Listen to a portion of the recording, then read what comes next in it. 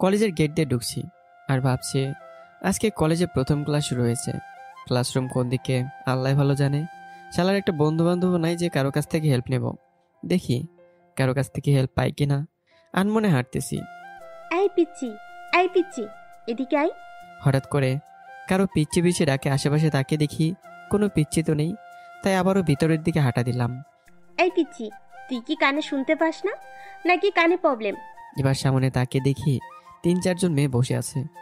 তাদের সামনে একটা পোলা দাঁড়ায় আছে, পরনে টাইট জিন্স শার্ট ইন করা, মাথায় ক্যাপ পরা, কিন্তু অনেক সুন্দর, যা একেবারে মেয়েদের মতো লাগছে। মালটা কি দেশের নাকি বিদেশ থেকে আমদানি করা কে জানে। যদি মেয়ে হয়তো কত ভালো হতো, প্রেম করতে পারতাম। আনমনে কথাগুলো ভাবছিলাম, তখনই আরেক পাশ থেকে একটা ময়দা সুন্দরী আমাকে ডাক দিয়ে বলল, কিরে, অনেকক্ষণ ধরে ডাকছি, তুই যে শুনলি না? সরি ময়দা সুন্দরী আপু, থুকু আপু, আমি বুঝতে পারিনি আমাকে ডাকছেন। আমি তো মনে করেছিলাম আপনাদের সন্তানকে ডাকছেন। রাগানোর জন্যই বললাম, আমাকে কিনা বলে পিচ্ছি। কি বললি তুই? আমার সামনে আমার বান্ধবীদের সাথে ফাজলামি করিস? সরি বল। আল্লাহ, এত সুন্দর ভয়েস, তাও একটা বলার কেমনে কি। Sorry sir. কি বললি? স্যার? আমাকে কি দেখতে স্যারের মতো? সরি ম্যাডাম বল, বেয়াদব। আমি গালে হাত দিয়েই, ম্যাডাম আপনাকে দেখতে আমার চায়না ম্যান দুলাল কাকুর মতো লাগতেছে, তাই স্যার বলে ফেলেছি। আবারও থাপ্পড় দিল। ও তাহলে মেয়ে? হালার মনে করছিলাম পোলা। শালির হাতে জোর আছে বলতে হবে। গাল ব্যথা হয়ে গেছে। কি খায় প্রতিদিন? গরু ছাগল নাকি পাঠা? কোনটা? আগে শুনেছি পাঠা ছাগলে অনেক শক্তি থাকে, তাহলে মনে হয় পাঠা ছাগলই খায়। সরি আপু, আমার ভুল হয়ে গেছে, আমি বুঝতে পারিনি। অলরাইট, তোকে আজকের মতো মাফ করলাম। তাহলে আপু আমি যাই, আমার না ক্লাস শুরু হয়ে যাবে। ওই, তোকে আমি যেতে বলছি। না আপু। তারপর হৃদিতা নামের মেয়েটি বলল, আচ্ছা বল, আজকে তোর প্রথম দিন কলেজে? এর আগে তো দেখিনি। আমি বললাম, জি আপু, আজকে আমার প্রথম দিন। অনার্স প্রথম বর্ষে ভর্তি হয়েছি। ওই, তোর নাম কিরে পিচ্ছি? আমার নাম শাহরিয়ার। আপু আরেকটা কথা, আমি কিন্তু পিচ্ছি না। তুই পিচ্ছি নাকি? হ্যাঁ, আমি তোকে পিচ্ছি বলে ডাকবো, তুই আমার 2 ব্যাচ নিচে পড়স। বুঝতে পারছিস পিচ্ছি? ও, তাহলে ম্যাডাম অনার্স 3য় বর্ষে পড়ে। সরি আন্টি, আমি বুঝতে পারিনি আপনি আমার এত বড়। কথাটা বলতে দেরি আমার 2 গালে লিপস্টিকের মতো লাল হয়ে গেল। বুঝলেন না তো, আমার 2 গালে থাপ্পড় দিয়ে লাল বানিয়ে ফেলেছে। এমন জোরে থাপ্পড় দিয়েছে আমি কান্না করে দিলাম। এই পিচ্ছি, কাঁদছো কেন? কান্না থামাও। আমার ইজ্জত সব শেষ করবি নাকি? কান্না থামা। দেখুন, আমার কান্না আসছে। আসলে আমাকে টাকা দেন, দিলে কান্না থেমে যায়, না হলে আরও বেড়ে যায়। দেখি রিদিতে আমার কান্না থামানোর জন্য ব্যাগের চেন খুলে টাকা বের করতেছে। আমি ব্যাগে তাকিয়ে দেখি ভেতরে 1000 টাকার নোটের অভাব নেই। আমাকে একটা 500 টাকার নোট বের করে দিয়ে বলল, ধর, এখন কান্না থামা। 2000 টাকার কম হলে কান্না থামবে না। তখন রিদিতে রাগি রাগি ভাবে 2টা 1000 টাকার নোট বের করে দিল। তখন সে আবার বলল, নে, এখানে 2000 টাকা আছে, কাল দিয়ে দিবি। ধার দিলাম তোকে। আপু আম্মু বলেছে কেউ কিছু দিলে তাকে ওই জিনিস ফেরত দিতে হয় না, অন্য কিছু দিতে হয়। তো কি দিবি দে। আমি ছোট হয়ে কি আর দিতে পারি, শুধু বিনা পাপ্পি ছাড়া। আর যদি আপনি রিকোয়েস্ট করেন তাহলে পাপ্পিও দিয়ে দিতে পারি। বলেই দিলাম দৌড়। এদিকে রীতিতে আমার 14 গোষ্ঠী উদ্ধার করতেছে। আমার কি, আমি তো কয়েকটা থাপ্পড়ের সাথে 2000 টাকাও পেলাম। কলেজের ভিতরে গিয়ে এক বড় ভাইকে জিজ্ঞাসা করে ক্লাসরুমে ঢুকলাম। ভেতরে ঢুকে তো মাথা নষ্ট, এত ডানাকাটা পড়ি কোত্থেকে আসলো, নাকি স্বপ্ন দেখতেছি। হাতে একটা চিমটি দিলাম। ও মা, হাতে তো ব্যথা পাইছি। তাহলে আমি স্বপ্ন দেখছি না। আজকে আমাদের প্রথম ক্লাস তো, তাই কলেজের সব মেয়েরা পরী হয়ে আসছে, মানে পরীর মতো। আমার কি, আমার তো স্বপ্ন সিনিয়র মেয়েদের সাথে প্রেম করে বিয়ে করা। হায় আল্লাহ, আমি এগুলো কি বলি। আমার না সিনিয়র বউ আছে। সামনে তাকে দেখি একটি বেঞ্চে 2টো ছেলে বসে আছে। আমি গিয়ে তাদের সাথে বসলাম। তারপর তাদের সাথে বন্ধুত্ব হলো। ক্লাস শেষ করে মাঠে আসলাম। ও সরি, আপনাদের সাথে আমার নতুন বন্ধুদের পরিচয় করে দেওয়া হয়নি। সরি বলছি কিন্তু। একজন হলো আশিক, অন্যজন হলো জাহিদ। এই তোরা দুজনে হাই বল আমার পাঠকদের। মাঠে সেদিকে সিনিয়র পেতনিটা নাই, আমি আর কি করবো। Going to my home. কিরে বাবা, তুই আমাদের ভুলে গেলি? তুই যে আজ ফোন দিলি না। আম্মু তুমি এটা কি বললা? তুমি না সকাল সকাল ঘুম থেকে উঠাইলা, আবার বলো ফোন দেওনি। কখন আমি তোকে ঘুম থেকে উঠাইছি? ও সরি আম্মু, ওইটা তো তুমি না, তোমার ভয়েস ছিল। তারপর আম্মুর সাথে কিছুক্ষণ কথা বলে বাসায় গিয়ে খাবার খেয়ে আরামে একটু ঘুম দিয়ে সন্ধ্যায় উঠলাম। নামাজ পড়ে পড়তে বসলাম। কিন্তু আমাকে চোখের সামনে কলেজের সিনিয়র আপু চলে আসছে বারবার। হায় হায়, এটা কেমন হইতেছে? মায়া কি ভূত নাকি আল্লাহ জানে, নাকি টাকার শোকে পেতনি হয়ে গেছে। না, আজকে আর পড়া লাগবে না, না হয় পেতনি বাস্তবে রূপ ধারণ করতে পারে। সকালবেলা, আহা কি মেয়েরে মাইরি, কত সুন্দর চেহারা, টানা টানা চোখ, যেন বলছে আমাতে হারাও তুমি, আমি তোমার অপেক্ষায় আছি। রেশমি কালো চুল, গোলাপের পাপড়ির মতো ঠোঁট, পাপড়ি দিতে ইচ্ছে করছে। বড়ি শিশির উপর দিয়ে হেঁটে যাচ্ছে আর আমি তার পেছন পেছন। শাহরিয়ার উঠ না বাবা, আর কত ঘুমাবি? কখন থেকে ডাকছি, আর ঘুমাতে হয় না বাবা। কখন 8:30 বেজে গেছে, উঠ, না হয়তো ক্লাসে দেরি হয়ে যাবে। এমন ডিস্টার্ব করো না তো, তোমার বৌমা আমার সামনে দিয়ে যাচ্ছে, একটু প্রেম করে এসে দাঁড়াও তো। শাহরিয়ার উঠ না বাবা। আর শালারে এলাম, আজ তোর যতদিন আর আমার একদিন। তারা মোবাইলটা হাতে নিয়ে ভিক্ষা দিতে নিয়েই, না আমার আইফোন 85,000 টাকার ফোন, আরেকটির জন্য যাই তো ভাগ্যিস মনে পড়ে গেল। হাতে আমার কলেজের টুকরো মোবাইলটা। নাস্তা করে কলেজে গেট দিয়ে ঢুকতে গিয়ে থমকে দাঁড়িয়েছি। সামনে আমার স্বপ্ন দেখে মেয়েটি আমার সামনে, মানে কালকে রিদিতাপুর গ্যাংয়ের কাছে দাঁড়িয়ে আছে। কিন্তু রিদিতে স্যার থুকু ম্যাডাম নেই। কিন্তু মেয়েটিকে দেখে জব্বর 2টা ক্রাশ খেলাম। স্বপ্নেরটা বাদ রাখলাম না। দেহে পবন শক্তি আর জন্যে একটু এগিয়ে যেতে মেয়েটি আমাকে ডাক দিল শাহরিয়ার বলে। আমি তো আশ্চর্য হয়ে গেলাম, মেয়েটি আমার নাম জানে কিভাবে। আমি মেয়েটির কাছে গেলাম। এই পিচ্ছি, এমন ফ্যাল করে আমার দিকে তাকিয়ে আছিস কেন? আমি তো আশ্চর্যের তীরসীমানায় দাঁড়িয়েছি, কারণ আরে মেয়েটির কণ্ঠ জাস্ট হৃদিতা আপুর কণ্ঠের মতো। কিন্তু হৃদিতা আপু তো এখানে নেই। ভয়ে ভয়ে বললাম, আপনার কণ্ঠটা কালকের ডাইনি আপুটার মতো, থুকু হৃদিতা আপুর মতো। কিন্তু হৃদিতা আপু তো নেই এখানে। কথাটা বলতে দেরি 2 গালে থাপ্পড় মারতে দেরি হয়নি। আমি গালে হাত দিয়ে দাঁড়িয়ে আছি, যদি আবারও মারে। কি ডাইনি? আমি ডাইনি? না দাঁড়া, তোর অবস্থা আজ কাহিল করে ছাড়বো পিচ্ছি শয়তান। চারদিকে তাকিয়ে কি যেন খুঁজছে। সরি আপু, আমি না বুঝতে পারিনি আপনি হৃদিতা আপু। একটা কথা বলি আপু। কি কথা বলবি বল। আপু তুমি এত সুন্দর কেন? কালকে ডাইনাপুর থেকে আজ ভালো লাগতেছে তোমাকে। আই লাভ ইউ আপু। বলেই দিলাম দৌড়, এক দৌড়ে কলেজের ভেতরে। শালা, তোরে আবার পাই, তোর অবস্থা খারাপ করে ছাড়বো। আই লাভ ইউ টু জান। পাগলটা কি দৌড়টাই না দিল। এক দৌড়ে আশিকার জাহিদের সামনে। তোরা এখানে? আমি তোদের পুরো কলেজে খুঁজতেছি সেই সকাল থেকে। পুরাই ডাহা মিথ্যা কথা বললাম।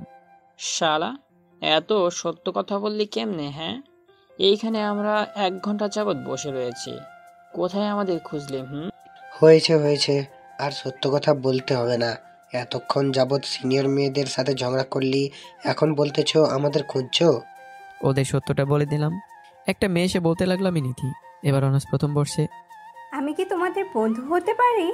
না, কোনো মেয়ের সাথে আমরা বন্ধুত্ব করতে পারবো না আমি ছেলে। বলে মন খারাপ করে নিচের দিকে তাকিয়ে চলে যেতেছিল।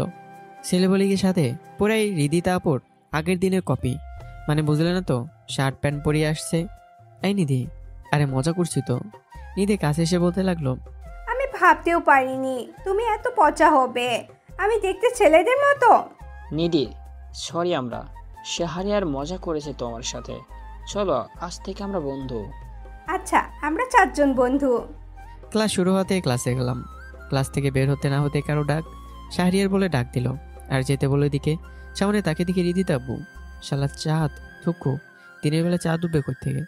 সূর্য কোন দিক দিয়ে উঠেছে? এত সুন্দর করে ডাক দিতেছে, মতলবটা কি? নাকি সকালের ব্যবহারের জন্য? গালে হাত দিয়েছি। না না, আমাকে এখান থেকে পালাতে হবে। যেই না দৌড় দিব অমনি কলার ধরে বলতে লাগলো, কিরে শয়তান, কই যাস? চল আমার সাথে। কোন কেমনটা লাগে? সিনিয়র আপু যদি আমার কলা ধরে টেনে নিয়ে যায়, লজ্জা কোথায় রাখি? নিজেকে চোর চোর মনে হয়।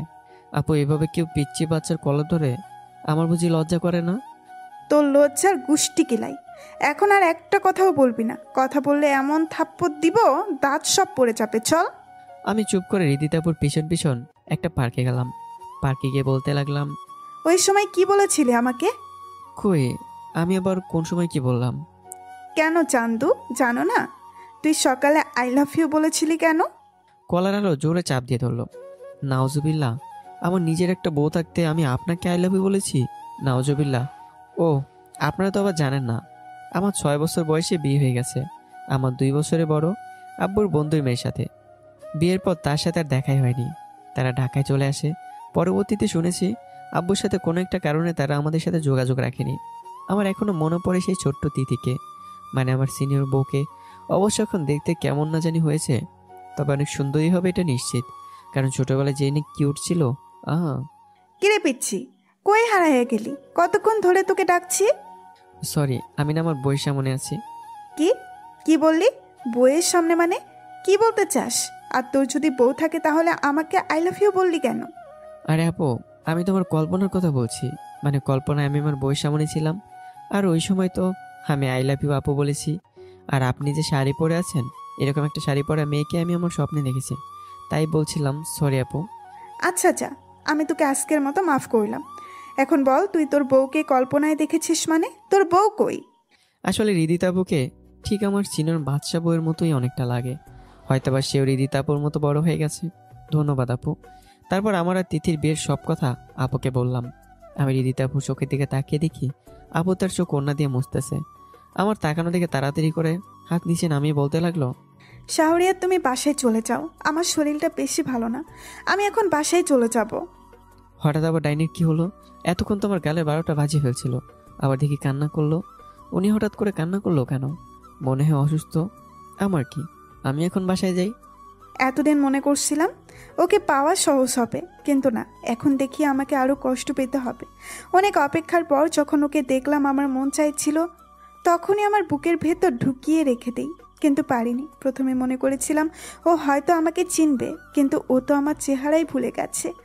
এখন একটা জিনিস ভালো লাগলো, ও এখনও আমাকে ভোলেনি, মানে ওর বউকে ভোলেনি। I love you Shahriar, I love you so much. হ্যাঁ, আমি সেই ওর ছোট্ট বউ। ও হয়তো এখনও জানে না, আগে শাহরিয়ার জানতো তোমাকে ভীষণ রোমান্টিক অত্যাচার করব, তারপর কাছে টেনে নিব। ফোনে কই রে শালারা তোরা? আমার এই ডাইনির হাতে তুইলা দিয়ে তোরা হয়ে গেলি? না না, তোরা আমার বন্ধু না, তোরা আমার শত্রু। আরে মামা, আমরা কি জানি তোর আবার হৃদিতা আপুর সাথে ঝগড়া আছে? আর কই আমরা তোকে ওনার হাতে উঠাইয়া দিচ্ছি, উনি নিজেই তোকে ধরে নিয়ে গেছে। তাই বলি আর তোরা আমারে বাঁচাবি না? না না, এই দুঃখ আমি কই রাখবো? আজকেই ব্যারাম গাছের সাথে ফাঁসি দিতে হবে। মামা, তো ডায়লগ বাদ দিয়ে বল, তুই কই ঠিক আছিস নাকি মেডিকেলে নিয়ে যেতে হবে? তোদের দিয়ে আমার দুঃখ নিবারণ করা যাবে না, বুঝতে পারছি। 1 বোতল 7 আপ কিনতে হবে, এটা দিয়েই আজকে দিনটা কাটাতে হবে। বাসায় গিয়ে দেখি কাজের আন্টি রান্না করছে। আন্টি কি করছেন? না আন্টি তেমন কিছু না, গাল ব্যথার কোনো মশলা নেই। কেন বাবা, তোমার গাল ব্যথা করছে নাকি? আন্টি বললেন না, এক ডাইনি মেয়ে আছে, একটা বড় আপু আছে, কথায় কথায় শুধু মারে। আন্টি আস্তে আস্তে শেষ আমার কথা শুনে কোন কিরমটা লাগে। আমি আমার গাল ব্যথা শেষ, আর এদিকে আন্টি আসতেছে। তারপর খাবার খেয়ে দিলাম এক ঘুম। একটি মেয়ে লাল বেনারসি পরে, গায়ে বিভিন্ন ধরনের গহনা, মুখটা গোমটা দিয়ে ডেকে রাখা, আমার কাছে এসে সালাম করলো। আমি হাবলার মতো দাঁড়িয়ে আছি। উফ, কি মাতাল করা পারফিউম! আমি যেন পাগল হয়ে যাব, কিন্তু পারফিউমটার ঘ্রাণটা খুব পরিচিত মনে হচ্ছে। আমি তা হাবলার মতো দাঁড়িয়েছিলাম। দেখি মেয়েটি আমাকে বলল, এই তুমি দাঁড়িয়েছো কেন? আজ আমাদের বাসর ঘর, তাও আবার দ্বিতীয় বিয়ের। সালাম মাইয়া কয় কি, এই মেয়ের আরও একটা বিয়ে হয়েছিল? মনে মনে ভাবছিলাম। তারপর বললাম, এই বিয়ে আমি মানি না। 1, আমার বউ আছে, আর 2, এর আগে বিয়ে করা মাইয়াকে আমি বিয়ে করব না। মেয়ে আমার দিকে তেড়ে আসতেছিল। হঠাৎই ক্রিং ক্রিং আওয়াজ হলো। আমি লাফ দিয়ে উঠলাম, আমাকে বাঁচাও, ওই ডাইনি আমাকে মেরে ফেলবে। পরক্ষণে আমি দেখি আমার বিছানার উপর বসে আছি। ও, এর মানে স্বপ্ন দেখছিলাম। আল্লাহ বাঁচাইছে ওই মায়ের থেকে। দেখি একটা আন্ন নম্বর থেকে কল আসছে। আমি আবার আন্ন নম্বরে কল ধরি না। এক মন করছে ধরি, আবার আরেক মন বলছে ধরি না। পরে ভাবলাম, আগের কলটা দিয়ে ওই ডাইনি মায়ের থেকে আমাকে বাঁচাইছে, তাহলে ধরি। যেই হোক, উপকার তো করছে। হ্যালো, আমি আর যে শাহিন শিকদার বলছি। আপনার মনের কি পেশো, আপনার মনে কি বেদনা যে আমাকে ফোন দিয়েছেন? আমি কিভাবে আপনাকে সাহায্য করতে পারি জনাবা? ওই বেয়াদব, তুই আবার আর্চি হলি কবে? আর শাহিন কার নাম? আপনি যেই হন না কেন, আমার মোবাইলের মালিককে অপমান করতে পারেন না। আর শাহিন আমার নাম, ফুল নেম শাহরিয়ার শাহিন শিকদার। ওকে, বুঝতে পারছেন? গন্ডি কনকার। কি, তুই আমাকে গুন্ডি বললি? কাল কলেজে আসিস, তোর অবস্থা এমন করবো যা তুই চিন্তা করতেও পারবি না। সরি ডাইনি আপু, তোকো হৃদিতা আপু, আমি বুঝতে পারিনি। আমি তো মনে করেছিলাম কে না কে। আবার ডাইনি বলছিস? তোর সরির গুষ্টি কিলাই, কাল কলেজে আসিস। বলে ফোন কেটে দিল। আল্লাহ কইটা আমি কি করলাম? ডাইনি আবার গুন্ডি, থোকো। ডাইনি গুন্ডি নামটা কেমন হবে? দূর, এই নাম দিয়ে কিতা করবো? 2টা বলবো মাঝে মাঝে। কাল তো আমার অবস্থা খারাপ করে ছাড়বো। দূর হালার, কালকে চিন্তা কালকেই করবো। আজ আমি ওই চিন্তা দিয়ে কী করবো? এখন আমি পড়তে বসি। প্রতিটা মানুষের জীবনেই শিক্ষা সবচাইতে গুরুত্বপূর্ণ। উন্নতির দ্বার প্রান্তে পৌঁছানোর রাস্তা হচ্ছে শিক্ষা। যাদের সময় আছে তারা সময় থাকতে ভালোভাবে পড়ালেখা শুরু করে দাও। কেন যে ওই বেয়াদবটা আমার জামাই হইল, আবার ভালোবেসে ফেলছি। ওহ আল্লাহ, আমাকে উদ্ধার করো। ওরে যে ফোন দিলাম সেটা তো বলাই হলো না। উফ। আবারও ফোন বাজতে শুরু করলো। হ্যালো, আসসালামু আলাইকুম। জি, রিদিতাপু বলছেন? ওই নাম্বার থেকে কল আসছে, তাই আবার ধরলাম। ওয়ালাইকুম আসসালাম। জি না স্যার, আপনার আপু না, শুধুমাত্র রিদি বলছি। পাঠক পাঠিকারা আপনারাই বলেন, স্বামীর মুখে থেকে আপু শুনলে কেমন লাগে? কি ব্যাপার? ডাইনি আপু সালামে জবাব দিল, আবার সুন্দর করে কথা বলছে। এখন বলতেছি শুধু রিদি বলতে। ডাল মে কুছ কালা হে নেহি ডাল কালা হে। নাউজুবিল্লাহ। কি দেখুন আপনি? আপনি আমার সিনিয়র হন। আপনার শুধু নাম ধরে ডাকলে আমার 14 গোষ্ঠীর সাথে আমার সিনিয়র বউ আমাকে বেয়াদব বলবে। আমি তো তা চাই না আপনার কারণে আমার বউ আমাকে খারাপ ভাবুক। কি আমার কথার উপর আবার কথা বলোস? আমি তোর আপু বলতে মানা করছি, মানে বলবি না, শুধু নাম ধরে ডাকবি। আর তোর বউয়ের নাই খোঁজ খবর, আসছে আবার বউ পাগলা। দেখেন আপু, থুকু রিদি, আমাকে নিয়ে কথা বললে বলেন, কিন্তু আমার বউকে নিয়ে কথা বলবেন না, তাহলে কিন্তু। তাহলে কি বল? তাহলে কলেজে সবার সামনে তোমার তোলার মতো নরম গাল দুটোতে পাপ্পি দেবো। বলেই কলটা কেটে দিলাম। আল্লাহ জানে কাল কি করবে। ও মা, মাথা টিকটিক করছে কেন? মাথায় হাত দিয়ে বুঝতে পারলাম আমার মাথা ব্যথা করছে। আমাকে এখন ঘুমোতে হবে। Good night, tata. কি বললো বেয়াদবটা? দূর, স্বামীকে কেউ বেয়াদব বলে? আমিও না, পাপ্পি দিবে, পাগল একটা। সকালে 8:20 ইন দ্য মর্নিং ফোন বাজতে শুরু করলো। কে রে ডিস্টার্ব করে? ও মোবাইল। অনেকটা পাজি হয়ে গেছে। আমার কন্ট্রোল ছাড়া যখন তখন ডিস্টার্ব করে। কত ভালো একটা ঘুম দিতেছিলাম, দেখি কে ফোন দিল আবার। ও মাই গড, আব্বু। হ্যালো, আসসালামু আলাইকুম। কেমন আছো আব্বু? ওয়ালাইকুম আসসালাম, ভালো আছি বাবা। তুই কেমন আছিস? আর আমাকে যে একেবারে ভুলে গেছিস, যাওয়ার পর একটা ফোনও দিলি না। আব্বু আমি ভালো আছি, একটু বিজি ছিলাম তাই ফোন দিতে পারিনি। এত সকালে কল দিলে কেন আব্বু? আমি ভাবলাম কিছুক্ষণ পর কলেজে চলে যাবি, তাই কলেজে যাওয়ার আগে কথা বলি, তাই ফোন দিলাম। ওকে আব্বু, টেনশন করো না। কলেজ বন্ধ হলে আমি বাড়ি ফিরে আসবো। রাখি আব্বু। ওকে, তাহলে ভালো থাকিস, বাই। বাই আব্বু। যাক, আব্বু সকাল সকাল উঠে ভালো করছে। প্রায় অনেক দিন ধরে হাঁটতে যাই না, আজকে একটু ঢাকায় ওয়াক করে আসি। বাসা থেকে বের হয়ে একটা পার্কে যাওয়ার জন্য উদ্দেশ্য নিলাম। সামনে আগাতে লাগলাম। পথিমধ্যে দেখি 10 থেকে 12 জন লোক রোডের মাঝ বরাবর দাঁড়িয়ে আছে। কিছুটা বোঝার আগেই সেদিকে এগিয়ে গেলাম। দেখতে পারলাম একটা লোক গাড়ি অ্যাক্সিডেন্ট করেছে, মাথা থেকে রক্ত বেশি যাচ্ছে, কিন্তু কে কোনো সাহায্যই করছে না। আমি যতই কাছে যাচ্ছি ততই লোকটিকে চেনা চেনা লাগছে, কিন্তু চিনে উঠতে পারছি না। লোকটিকে হাসপাতালে নেওয়ার প্রয়োজন বোধ করে 2 জন লোককে সাহায্য নিয়ে হাসপাতালে নিয়ে আসলাম। লোকটার এই অবস্থা দেখে একজন ডাক্তার তাকে অপারেশন থিয়েটারে নিয়ে গেল। ডাক্তারের ভাবসাব দেখে মনে হচ্ছে ডাক্তার লোকটি পরিচিত।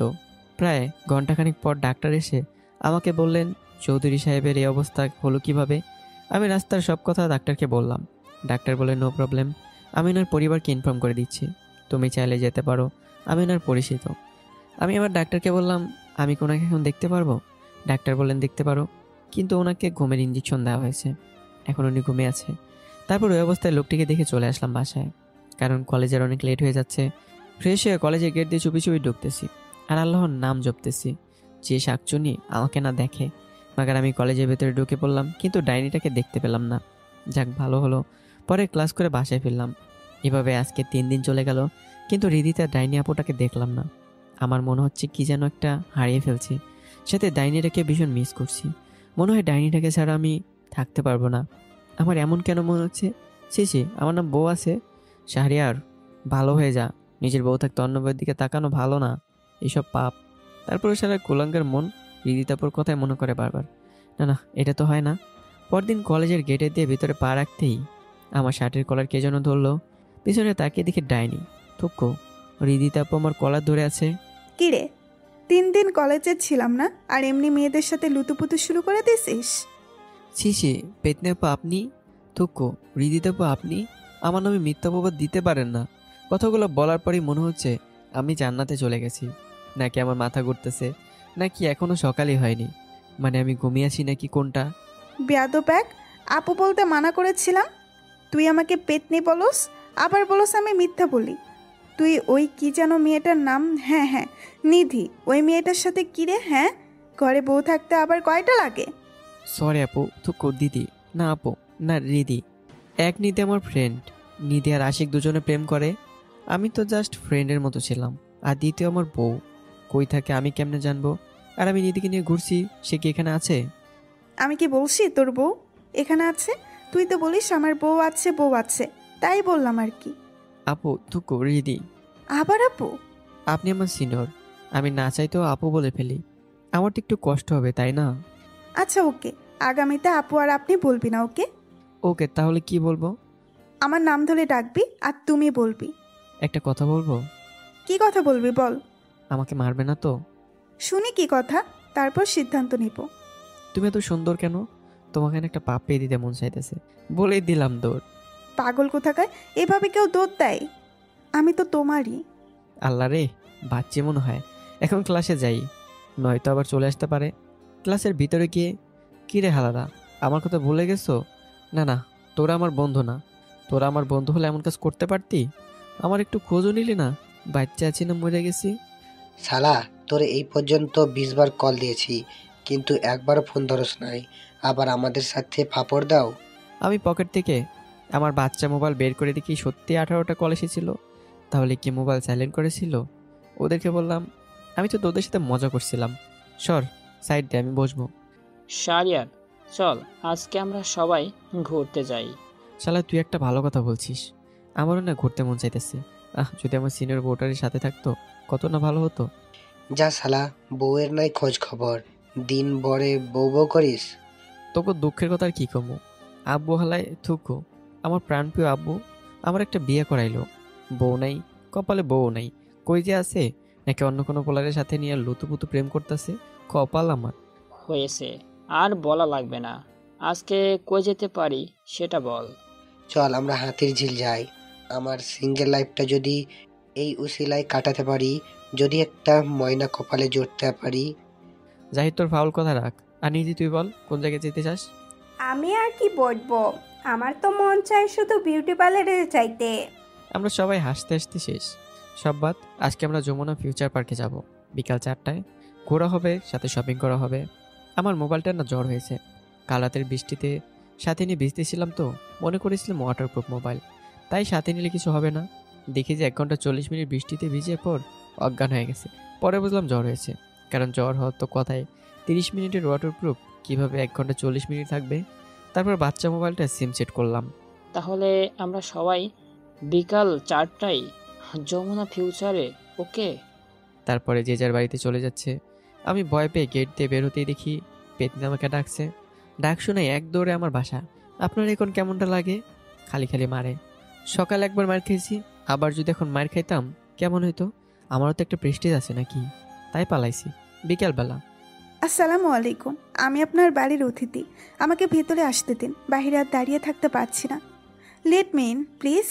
ওয়ালাইকুম আসসালাম। আমার রুমের কলিং বেলের আওয়াজটা আমার খুব ভালো লাগে, তাই সম্পূর্ণটা শোনার পর দরজা খুলি। দরজা খুলে তো অবাক, হায় হায় ডাইনি দেখছি বাস্তবে আমার সামনে। মানে হৃদিতা, কেমনে সম্ভব? নাকি কল্পনা দেখছি? মনে হয় আমি এখনো ঘুমিয়ে আছি। যেভাবে প্রতিদিন স্বপ্নে দেখি প্রেতনিরে নিয়া, তাই এমন হইতেছে। না, এখন ঘুম থেকে উঠতে হবে আমাকে। আমার রুমের দিকে যাচ্ছিলাম, তখনই কে রে বেয়াদব, বাসায় কেউ আসলে ভেতরে আসতে বলে না নাকি বাইরে দাঁড় করাইয়া রাখে? আর এগুলো কি বলতেছিলি?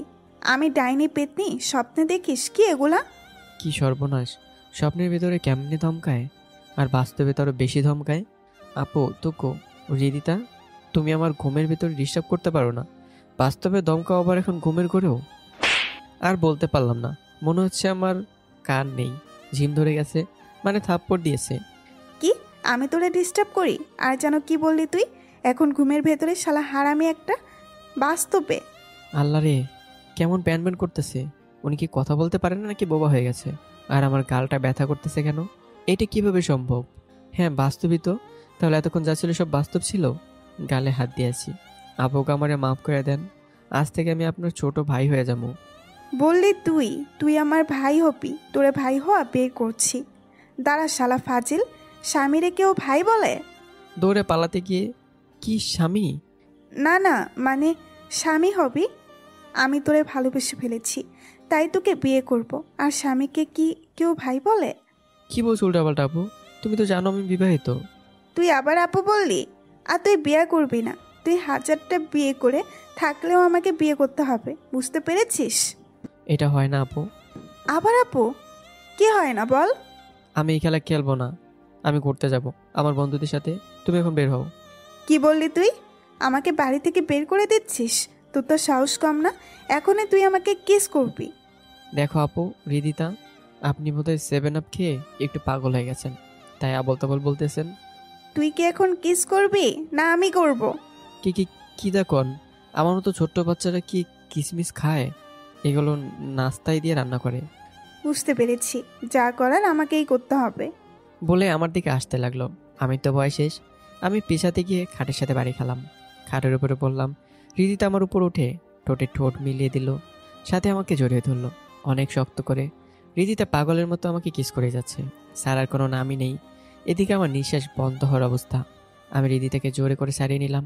সারিয়ে আমি হাঁপাচ্ছি। হাঁপাতে হাঁপাতে বললাম, না না, আমার এই মুখ আমি কাউকে দেখাতে পারবো না। আমার ইজ্জত সব শেষ করে দিল। আমাকে মুক্তি দেন আপুজি। কি বললি? যে কথা মেয়েরা বলে তুই সেই কথা বলতেছিস? তো বল, কেমন ছিল? আরও একটা, এইবারেরটা তুই দিবি। কি? আমি একটা পিচ্ছি বল, আমাকে যেতে দাও, না হলে আমি কান্না করব। কি আমার পিচ্ছি রে? আজকে বাসর করলে কাল বাবা হবে, সে নাকি পিচ্ছি? ডাবে গুন্ডি থুকো। রেদিতা, তুমি এখন যাও না, তাহলে কিন্তু আমি পুরুষ নির্যাতনে কেস করব। যাইতে পারি, তুই যদি একটা টাইট ঝাপ্পি দিস, না হয়তো চিৎকার দিয়ে বলবো তুই আমার ইজ্জতের ফালুদা বানাইয়া সারছোস। শালি পেতনি, তোরাকে বিদায় করতে হবে, না হয়তো আমার বইয়ের সম্পদ তোরে দেওয়া লাগবে। ওকে সিনিয়র গুন্ডি, ওকে সিনিয়র গুন্ডি আপু, তুমি ঝাপ্পি দিলে চলে যাবে? তুই আমার এই গুন্ডি বললি, তাহলে সাথে একটা কিছু করতে হবে। কোন কেমনটা লাগে? আমার বইয়ের জন্য রাখা সম্পদ তাকে নাকি দিতে হবে? কি আর করার, না হয়তো আরো শাস্তি বেড়ে যেতে পারে। আগে বিদায় করতে হবে। তাই না চাও সত্ত্বেও একটা টাইট চাপ্পি সাথে একটা কিস দিলাম। আমি আর এই যেমন রাখতে চাই না। আমাকে 1 বোতল মধু এনে খেতে হবে, নয়তো 1 কেজি চিনি খেয়ে আত্মহত্যা করতে হবে। রীতিতে যাওয়ার 10 মিনিট পর ফোন বাজতে লাগলো। দেখি জাহিদ ফোন দিয়েছে। কি রে বেদব, এখন তোদের ফোন দেওয়ার সময় হলো? আর একটু আগে ফোন দিলে কি আমার বইয়ের জন্য রাখা সম্পদ অন্য কেউ নিয়ে যেত? আজ আমি টাটকা ভার্জিন থাকতাম। কি এমন হইল যে তোর ভার্জিনিটি চলে গেল? কি রে, রুমে কি পেতনি ছিল নাকি? না, আমি তো এমনি বলছি মজা করে। শালাকে বললে ভাইরাল হয়ে যেতে পারে, তাই কষ্টটা মনেই রাখলাম। তোরা এখন কই? আমরা এখন প্রায় যমুনা ফিউচারে চলে আসছি, কিন্তু তুই কই? শোন শোন, আমি না আজকে আইবার পারব না। তোরা মজা কর, আমাকে এখন গরম পানিতে গোসল করতে হবে, না হয়তো শান্তি পাবো না। যেই গরম পড়ছে, রাখ বেটা, অন্য করে দিন তোদের সাফারিতে নিয়ে যাব। ওকে বাই হালারা। আল্লাহরে, যেই কিস করছে 2 বালতি হুইলের গোড়া দিয়ে দাঁত ব্রাশ করতে হবে। আজ 18 দিন পর আমি কলেজে আসলাম। কলেজের ভিতরে ঢুকতে হৃদিতের সাথে দেখা। হৃদিত আমাকে দেখা মাত্রই কাঁদতে কাঁদতে এমনভাবে জড়িয়ে ধরলো যেন আমি কোথায় চলে যাচ্ছি, ছেড়ে দিয়ে হারিয়ে যাব। হৃদিতে কি করছো? সবাই দেখছি তো, ছাড়ো। দেখলে দেখুক, আমার কি, আমি আমার স্বামীকে জড়িয়ে ধরেছি। হ্যাঁ বুঝলাম তুমি আমাকে ভালোবাসো, তাই বলে স্বামী বলবে? লোকে শুনলে কি বলবে? আর একটা কথা বললে 1 থাপ্পড় দিব না, সব দাঁত পড়ে যাবে। আর এখন বল, তুই এই কয়েকদিন কই ছিলি? জানিস আমি কত টেনশন করছিলাম?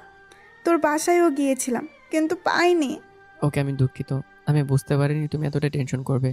আর আমি একটা প্রয়োজনে বাড়িতে গিয়েছিলাম। আমি তো মনে করেছিলাম তুই আমার উপর রাগ করে চলে গিয়েছিস। জানিস আমি কত কষ্ট পাইছি, এবং কি আমি সুইসাইড করতে গিয়েছিলাম হাত কেটে। তার জন্য 2 দিন হসপিটালে ছিলাম। তারপর তোর বন্ধুরা বলল তুই এই 2-1 দিনের ভেতরেই আসবি। মাফ করে দাও, আমি আর এরকম করব না। আমি আগামীতে যখন যাব তখন তোমাকে জানিয়ে যাব। আচ্ছা ঠিক আছে, মাফ করতে পারি একটা শর্তে, যদি রাজি থাকিস তাহলে। কি এমন শর্ত যেটা মানলে তুমি আমাকে ক্ষমা করবে? তুই আমাকে এখন প্রপোজ করবি, তাহলে ক্ষমা করে দিব। প্রপোজ? এখন সবার সামনে, মানে কলেজে? না, আমি পারবো না। পারবি না? তোর বাপও পারবে। তুই এক্ষুনি প্রপোজ করবি। তাহলে যাও, আমার বাবাকে বলো প্রপোজ করতে। তুই যদি আবার রাগ উঠাস তাহলে কিন্তু অনেক খারাপ হবে। প্রপোজ কর। ওকে গুন্ডি থুকু হৃদি, বুঝতে পেরেছি প্রপোজ করতে হবে। আচ্ছা করছি। আবার গুন্ডি বলছিস? প্রপোজ কর। তারপরে আর কি করার, প্রপোজ করা শুরু করলাম।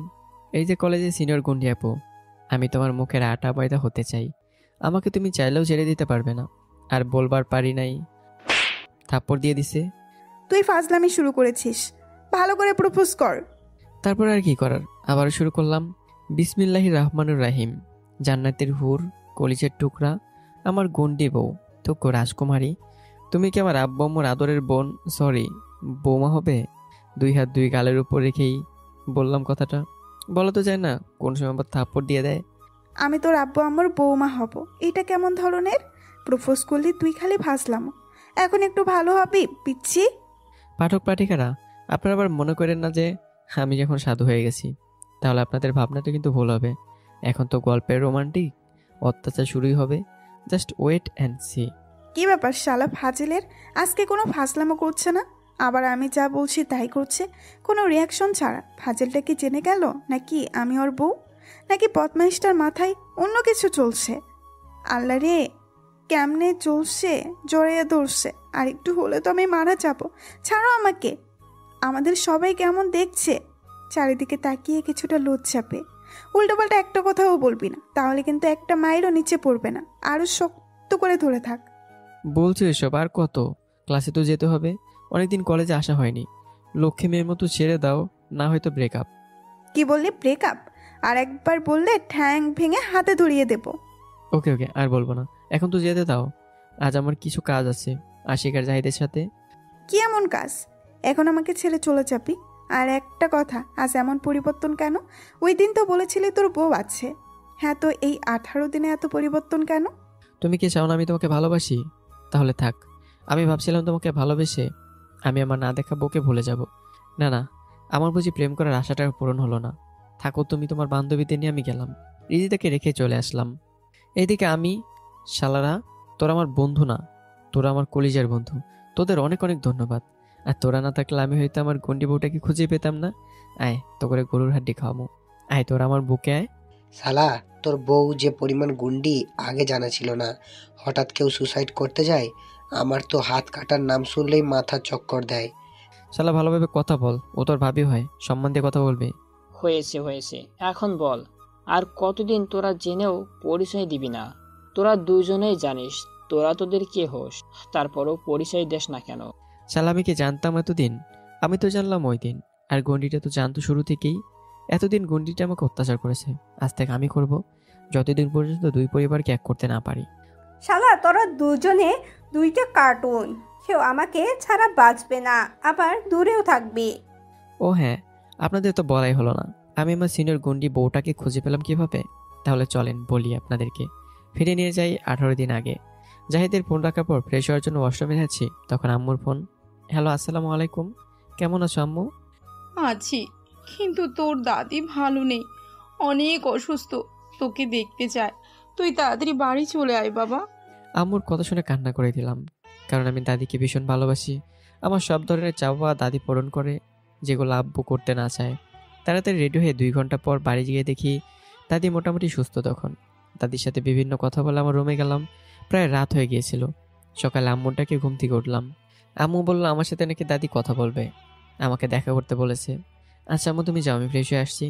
তারপর ফ্রেশ হয়ে দাদির কাছে যেতেই, দাদা ভাই, আয় আমার কাছে। কেন বাড়ি থেকে দূরে থাকিস? জানিস না তোকে ছাড়া আমার একটুও ভালো লাগে না। আর ঢাকায় থাকা লাগবে না, এখন থেকে বাড়িতে থাকবি। জানিস না আর কতদিন বাঁচি। দাদি তুমি আর এমন কথা বলো না, তাহলে কিন্তু আমি আর বাড়িতে আসবো না। এখনই যে তোমাকে আমার বাচ্চা কাচ্চা দায়িত্ব নিতে হবে, তাদের সাথে যে তোমাকে খেলতে হবে। হ্যাঁ ভাই, আমিও তো চাই তোর সংসার গুছিয়ে দিয়ে মরতে। তুই খুঁজে নিয়ে আয় তিথিকে ভাই। আমার নাত বউ কেমন আছে, কোথায় আছে, কি করছে? তুই খুঁজে নিয়ে আয় তাড়াতাড়ি। তোদের আবার বড় করে বিয়ে দিব, তারপর তোর বাচ্চা কাচ্চাদের দেখে যেতে চাই ভাই। আচ্ছা দাদি, তুমি এখন বলো, তিথির আব্বুর সাথে আমার আব্বুর কি হয়েছিল, যার জন্য আমাদের সম্পর্ক শেষ করতে হয়েছিল? এতদিন তুই কষ্ট পাবি বলে তোকে কিছুই বলিনি, আজ তোকে বলতেই হবে। তাহলে শোন, তোর আব্বু আর তিথির আব্বু ছোটকালের বন্ধু ছিল। তারা দুজনে অনেক কষ্ট করে বিজনেস শুরু করে। আস্তে আস্তে বিজনেস অনেক বড় হয় এবং অনেক নামদাম কামায়। একসময় তিথি আর তুই জন্ম হোস। তার কিছু বছর পর থেকে আশরাফ পরিবর্তন হতে শুরু করে। তোর আব্বুর থেকে না জানিয়ে অনেক অবৈধ কাজ করত। প্রথমে তোর আব্বু দেখতো, তেমন কিছু বলতো না। পরবর্তীতে দেশের জন্য খারাপ হবে এমন কাজ তোর আব্বু নিষেধ করত, কিন্তু আশরাফুল তা করতই। তারপর তোর আব্বু সিদ্ধান্ত নিল যে তোদের বিয়ে দিলে ও হয়তো বুঝবে আর তোর আব্বুকে বেশি গুরুত্ব দেবে। তাই অল্প বয়সে তোদের বিয়ে দেওয়া হয়। তারপর তো একদিন তোর আব্বু অফিস থেকে গাড়ি করে ফিরতে ছিল, তখন হঠাৎ একটা ট্রাক এসে তোর আব্বুর গাড়িকে দুমড়ে মুচড়ে ফেলে। সেই যাত্রায় বেঁচে যায় তোর আব্বু। পরবর্তীতে পুলিশ জানায় গাড়ির অ্যাক্সিডেন্ট আশরাফুল করিয়েছিল। তারপর থেকে তোর আব্বু আর তিথির আব্বু আলাদা হয়ে যায়। সাথে তোদের সম্পর্ক শুনেছিলাম আশরাফুল পরিবার নিয়ে ঢাকা চলে যায়। এখন ওইখানেই নাকি বিজনেস শুরু করেছে। এত বড় সমস্যার সমাধান করতে হবে? রে কি ভাবছিস? তেমন কিছু না দাদি। আচ্ছা, এখন কিভাবে খুঁজবো তিথিদের? দাদি টেনশন নিও না, এখন যেহেতু সব শুনেছি তাহলে সমাধান একটা হবেই। আর আমি তোমার নাত বউকে খুব শীঘ্রই নিয়ে আসবো। দাদির অসুস্থতার কারণে বাড়িতে কাটিয়ে দিলাম কিছুদিন। হঠাৎ একদিন আশিক ফোন দিয়ে বলল, কিরে কই তুই? আর তোর ফোন এতদিন বন্ধ ছিল কেন? তুই ঠিক আছিস? আর তোর কণ্ঠ এমন শোনা যাচ্ছে কেন? আমি ঠিক আছি, তুই যেখানে থাকিস তাড়াতাড়ি এই হাসপাতালে চলে আয়। হসপিটালের নাম শুনতে ভয় পেয়ে গেলাম। কার আবার কি হলো, জাহিদ না নিধির? আশিককে আর কিছু জিজ্ঞাসা না করে বাড়ি কাউকে না বলে চলে আসলাম ঢাকা। হাসপাতালে গিয়ে আশিককে ফোন দিয়ে রুম নাম্বার জিজ্ঞেস করতেই রুম নাম্বার বলল। আমি রুমের সামনে যেতে দেখে আশিক, নিধি, জাহিদ এক পাশে দাঁড়িয়ে আছে আর রিদি তার গ্যাংয়ের মেয়েরা পাশে বসে রয়েছে। আর তাদের পাশে একজন মধ্যবয়স্ক মহিলা নিচের দিকে মাথা নামিয়ে কান্না করছে। কিছুটা তাদের কাছে যেতে মহিলাটি আমাকে জড়িয়ে ধরে কান্না করতে লাগলো। আমি অবাক হয়ে মহিলাটির দিকে তাকিয়ে আছি। আমার তাকে দেখে মনে হচ্ছে কোথাও যেন দেখেছি, কিন্তু মনে করতে পারছি না। আমি জানতাম আমার ছেলে না এসে পারবি না। জানিস তিথি সুইসাইড করতে গিয়েছিল। তুই যাওয়ার পর থেকেই দিনভর কান্না করতো আর বলতো ওর জন্যই নাকি তুই চলে গেছিস, তাই এখন সুইসাইডও করতে গিয়েছিল। ঠিক সময় মতো আমি ওর রুমে না গেলে হয়তো আমার মেয়েটা বাঁচত না। আমি শুধু এক ধ্যানে তাকিয়েছি মহিলাটির দিকে। এ কী বলছেন উনি? আমি চলে যাওয়াতে ওনার মেয়ে সুইসাইড করতে যাবে কেন? আর তিথি, কোন তিথির কথা বলছেন? বিশেষ করে উনি যেভাবে জড়িয়ে ধরে রাখছে তাতে মনে হচ্ছে আমাদের আগের থেকে পরিচিত। কথাগুলো ভাবছিলাম তখনই আশিক আসে। হঠাৎ করে তুই কই উধাও হয়ে গেছিলে কাউকে কিছু না জানিয়ে? আর এতদিন তোর ফোন বন্ধ করে রেখেছিস কেন? আন্টি আপনি বসুন। তারপর আশিককে নিয়ে একপাশে গিয়ে, আরে দাদি অসুস্থ ছিল তাই বাড়িতে গিয়েছিলাম। আর তুই তো জানিস মোবাইলের সমস্যা ছিল, তাই কালকে নতুন মোবাইল নিয়ে সিম সেট করতেই তোর ফোন পেলাম। তবে এটা বলে এখানে কি হয়েছে? রিদি তার সব বন্ধু বান্ধব এখানে কেন? আর ওই আন্টি বা আমাকে জড়িয়ে ধরেছিল কেন? মনে হচ্ছে আমাকে ভালো করেই জানে। আরে বুদ্ধু, ওই আন্টি তো হৃদিতা আপুর আম্মু। আর হৃদিতা আপু তোর জন্য সুইসাইড করতে গেছিল। কি কি কি? আমার জন্য সুইসাইড? কিন্তু কেন? আমি এত কিছু জানি না, তবে আপু 3-4 দিন আমাদের জিজ্ঞেস করেছিল তোরা কোথায়। আমরা বলতে পারিনি, কারণ তোর তো মোবাইল বন্ধ ছিল। আবার না বলে বাড়ি গিয়েছিস। তারপর আজকে আপুর বান্ধবীরা সকালবেলা আমাকে ফোন দিয়ে হাসপাতালে আসতে বলল। এসে দেখি আপু সুইসাইড করতে গেছিল তোর জন্য নাকি। কি বলছিস? এত কিছু হয়ে গেল? আমি তো মনে করেছিলাম আমি একটু ফাজলামো করি দেখেই রিদিতা আমার সাথে এমন মজা করে। আর রিদিতা তো জানে আমি বিবাহিত, তাকে খোঁজার জন্যই তো আমি ঢাকায় থাকি। আর এখানে রিদিতা কি পাগলামো শুরু করে দিয়েছে। কথাগুলো বলে নিচের দিকে তাকিয়ে আছি। শাহরিয়ার বাবা, তুই আমাকে চিনতে পারিসনি? আমি তোর বড় আম্মু। আমি অবাক হয়ে, বড় আম্মু? আমি তো বড় আম্মু বলে রাখতাম তিথির আম্মুকে, আর উনি তো রিদিতার আম্মু। তাহলে? তারপর তিনি বলল তিনি নাকি তিথির আম্মু। কথাটা বলার সাথে সাথেই বড় আম্মু কেমন আছো? জানো আমি তোমাদের কত খুঁজেছি। আমি ঢাকায় পড়ার জন্য ভর্তি হয়েছি শুধু তোমাদের খোঁজার জন্য। বড় আম্মু তিথি কোথায়? আমি তিথিকে দেখতে চাই। আরে পাগল ছেলে আমার, একটু থেমে কথা বল। আমি ভালো থাকি কিভাবে মেয়ে যদি অসুস্থ থাকে? কি হয়েছে তিথির বড় আম্মু? মেয়ে আমার জামাই পাগলি, জামাইয়ের জন্যই সুইসাইড করতে গেছিল। আরে দূর, এক জামাইয়ের জন্যই এমন করতে পারে, যদি আবার বিয়ে দেয়। বড় আম্মু তাহলে রিদিতাই?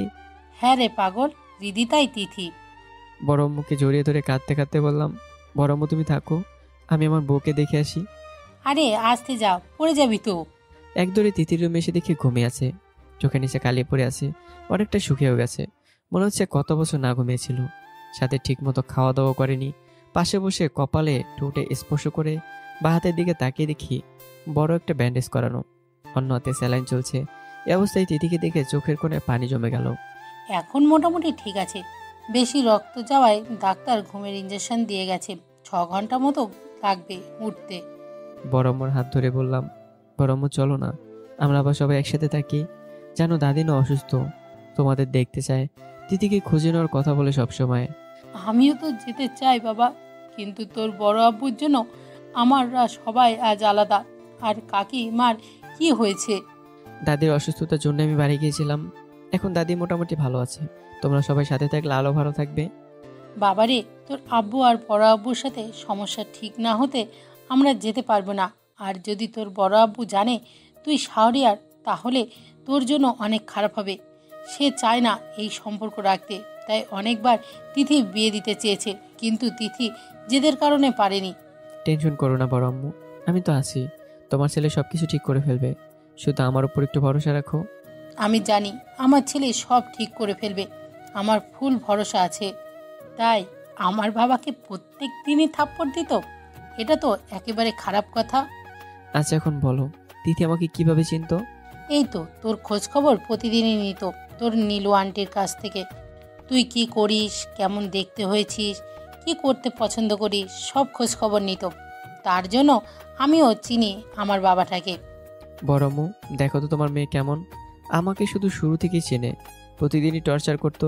আবারও দেখো কিছুদিন খোঁজখবরও পায়নি, অমনি সুইসাইড করতে চলে গেছে। এতদিন নীল আন্টি থেকে খোঁজখবর নিল তা বুঝলাম, তাহলে এখন খোঁজখবর না নিয়েই সুইসাইড করতে গেছিল কেন?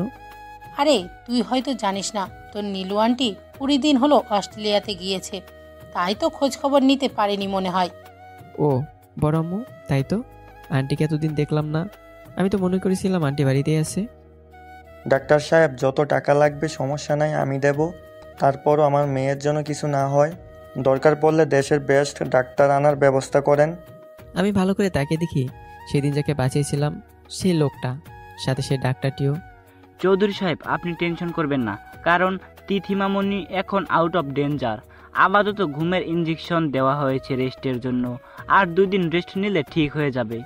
হ্যাঁ, তাই যেন হয়। হাই ইয়াং ম্যান, তুমি এখানে কেমন আছো? আমি কি বলবো ভেবে পাচ্ছিলাম না, তখনই ও তিথির কলেজে পড়ে, রক্ত দেওয়ার জন্য এসেছিল, এসে দেখে রক্ত ম্যানেজ হয়ে গেছে, তাই আর দেয়া লাগেনি। ওয়েল ডান ইয়াং ম্যান, তোমার মতো ছেলে আজকাল দেখা যায় না। চৌধুরী সাহেব, আপনি হয়তো চিনতে পারেননি, আপনাকে ওই দিন যে ছেলেটা বাঁচিয়েছিল এই সেই ছেলে। ও তাই নাকি? সরি বাবা, আমি তোমাকে চিনতে পারিনি, আমার খেয়াল ছিল না, হয়তো অজ্ঞান হয়ে যাওয়ার। তো বাবা কেমন আছো? জানো তোমাকে আমি কত খুঁজেছি। জি বড় আব্বু, ভালো আছি, তেমন একটু সময় পাই না, তাই তোমাকে দেখতে আসতে পারিনি। বড় আব্বু? সরি আঙ্কেল, আপনাকে আমার আপন ভেবে বড় আব্বু বলে ফেলেছি। সমস্যা নেই, সরি বলা লাগবে না, আমরা তোমার আপনের মতোই। আর আমাকে বড় আব্বু বললে কিছু মনে করবো না। সালাম দিয়ে বললাম, ধন্যবাদ বড় আব্বু। আরে কি করে ছেলে, পা ছুঁয়ে সালাম করা লাগে? বড় আব্বু, তোমাকে আগে বাগে আনতে হবে, না হলে কি আমি আমার বউ পাবো? আমার বউয়ের জন্য আপনার কাছে নিচু হব, দরকার হলে আরও কিছু করব, না হয়তো। বড় আব্বু, আমি বাড়িতে দোয়া নিয়ে সামনে এগোতে চাই। কই আমার ছেলে, আমাকে তো সালামই করলো না। বড় আম্মু, তুমি তো আমার জানের জান, তোমাকে তো সালাম করতে হবে। আমি তো এমনিই বলছি, আমার বাবা সালাম করা লাগবে না। কি যে বলো না আম্মু। আচ্ছা তোমরা থাকো, আমি একটু আসছি, অফিসে অনেক কাজ জমা পড়ে আছে, আবার বিকেলের দিকে আসবো। বড় আব্বু চলে যাওয়ার পর বললাম, বড় আম্মু আমাকে তো বাড়ি যেতে হবে। দাদি অসুস্থতাকে কাউকে না বলে চলে এসেছি, সবাই টেনশন করবে। আর শোনো, তুমি তিথিকে বলবে না যে আমি এসেছিলাম। ঘুম থেকে উঠলে বলবে আমি 2-3 দিনের ভিতরে চলে আসবো, ওকে? আর বাইরের সবাইকে বলবে যেন তিথিকে না জানায়। তোর খবর না পাইলে আবার যদি পাগলামি শুরু করে? বড় আম্মু, 2-3 দিন তুমি সামলাও, আমি পরে সামলাবো। তারপর বড় আম্মু বলল, ঠিক আছে, 2-3 দিনের বেশি কিন্তু সামলাতে পারবো না, বলে হাসতে থাকলো। ওকে আম্মু, ভালো থেকো, তাহলে আমি এখন আসি। তিথিকে মন ভরে দেখে বড় আম্মুর থেকে বিদায় নিয়ে তিথির বান্ধবীদের সব বুঝিয়ে তারপর আশিক, জাহিদ আর নিধিকে নিয়ে চলে আসলাম। 3 দিন পর আজকে কলেজে আসার পরের দৃশ্য তো আপনারা জেনেই নিলেন। পাবনা থেকে বাস্তবে ফিরলাম। ক্লাস করে বের হয়ে তিথিকে খুঁজছি, হঠাৎ পিছন থেকে কাঁধে হাত দিয়ে। কাকে খোঁজা হচ্ছে? কিছুক্ষণ আগে একটা সুন্দর মেয়েকে দেখলাম ওইদিকে যেতে, তাই খুঁজতেছিলাম। কি বললি তুই? আমি এখানে থাকতে আবার অন্য মেয়েদের দিকে তাকানো? তোর চোখ আমি তুলে ফেলবো। আরে আরে, এত রেগে যাও কেন? আমি তো তোমাকে খুঁজতেছিলাম, তোমার থেকে সুন্দর আমার চোখের কেউ নেই। ব্যাপার, আমার অনুমতি ছাড়া আমাকে জড়িয়ে ধরিস, আবার পাম দিচ্ছিস। ছাড় আমাকে। আর একটা কথা বলবো না, আমি আমার আর কিছু বলার আগেই। এই চেনটা আমার চেনা চেনা লাগতেছে কেন? এই দেখো, তুমি আমার চেনের দিকে নজর দেবে না, এটা আমার বড় আম্মু গিফট করেছে। কি বললা? আম্মু তোমাকে এটা দিয়েছে? আমি কখন বললাম এটা তোমার আম্মু দিয়েছে? এটা তো আমার বড় আম্মু দিয়েছে। শয়তান, আমার আম্মুই তো তোমার বড় আম্মু। এর মানে তুমি আম্মুর সাথে দেখা করেছো? কি বলছিস সব আবল তাবল? তোমার আম্মু আমার বড় আম্মু হতে যাবে কেন? আমি তো আমার শাশুড়িকে বড় আম্মু বলে ডাকি। আমার আম্মুই তো তোমার শাশুড়ি হয়, আর আমি তোমার বউ। তাই তুমি আমার বউ হও? ও মা, আমার সিনিয়র বউ দেখে লজ্জাও পায়। তুমি জানতে আমি তোমার বউ? জানো আমি কত কষ্ট পেয়েছিলাম তুমি আমাকে না বলে চলে যাওয়াতে? তাহলে আমাকে ছেড়ে চলে গিয়েছিলে কেন? আমারও তো যেতে মন চায়নি, দাদি অসুস্থ থাকার কারণে চলে যেতে হয়েছে। আর সবচাইতে বড় কথা হলো, বড় আব্বুকেও তো ম্যানেজ করতে হবে, তাই না? বুঝলাম। আর কতদিন আমাদের আলাদা থাকতে হবে শুনি? খুব শীঘ্রই আমরা একসাথে থাকবো। আমাকে একটু সময় দাও, সব ঠিক করে দেব। কি ব্যাপার রিদিতা, এই খারাপ ছেলেটা তোকে কি ডিস্টার্ব করেছে? তাহলে চল পুলিশে দিয়ে দেই। তোর কত বড় সাহস, আমার স্বামীকে তুই খারাপ বলছিস, আবার বলিস পুলিশে দিবি? আজকে তোর একদিন কি আমার একদিন। আরে থাম থাম, আমি তো মজা করছিলাম। আমরা সবাই তো জানি তোরা স্বামী স্ত্রী। তোরা সবাই আগেই জানিস। হ্যাঁ, আমরা সবাই আগেই জানি। সবাই কথা বলছিলাম, এর ভিতর জাহিদ, নিধি ও আশিকও আসে। দোস্ত, আমার সাথে সাথে মনে হয় সবাইকে ওই রেস্টুরেন্টে এই খাবার, পিৎজা, চিকেন ফ্রাই, চিংড়ি ফ্রাই, মিষ্টিগুলো ডাকছে। এমন মধুর কণ্ঠে রাখছে যেন ওইখানে না গেলে তোর পকেটের টাকা তোকে অভিশাপ দিবে। আপনারা সবাই কি বলেন? তিথির বান্ধবীরা। হ্যাঁ হ্যাঁ দুলা ভাই, আশিক 200% সত্য কথা বলেছে। চলো, আমার শ্রদ্ধেয় শালা এবং শালিকারা, ওই খাবারের কাছে না গিয়ে আমি আমার টাকার অভিশাপ পেতে চাই না। এই, তুই কাদের নিয়ে রেস্টুরেন্টে যাচ্ছিস? জানিস এরা এক একটা খাদক, তোমাকে ফকির করে ছাড়বে। বলছে এগুলো ওরা খাবে না তো কারা খাবে? আর টাকার চিন্তা আমি করি না, কারণ আমার শ্রদ্ধেয় পিতার একমাত্র সন্তান আমি, আর আমার শ্বশুরের একমাত্র মেয়ে আমার প্রাণপ্রিয় বউ। আমার আব্বা শ্বশুরের 1000 কোটি কোটি টাকা, কি খাবে শুনি? আমি তো ভাবছি আরও কয়েকটা বিয়ে করব, তাহলে কিছু টাকা খরচ হবে। বললি আবার বিয়ে করবি, তাহলে তোর ঠ্যাং ভেঙে বাড়িতে বসিয়ে বসিয়ে খাওয়াবো, অন্য মেয়েদের যাতে চোখে দেখতে না পারিস এমন ব্যবস্থা করব। হালকাভাবে জড়িয়ে ধরলাম, ধরেই, আরে আমার বউ, বুঝো না কেন? আমি তো মজা করছিলাম। তুমি আর এমন কথা বলবা না, আর এমন কথা বললে আমি কিন্তু নিজের জীবন। আর কিছু বলার আগেই 4 ঠোঁট এক করে দিলাম। 5 মিনিট পর ছেড়ে দেওয়াই বুকে মুখ লুকিয়ে কি যে করো না সবার সামনে। রেস্টুরেন্টের সামনে থেকে ডেকে কি হলো লাইলি মজনু? আপাতত বিশেষ জায়গার জন্য কিছু রাখো তো, নাকি রাস্তায় সব শেষ করবে? ওই তোরা থামবি? লজ্জা লাগে না অন্যের গোপন জিনিস দেখতে? গোপন জিনিস যদি সবার সামনে করো তাহলে তো সবাই দেখবেই।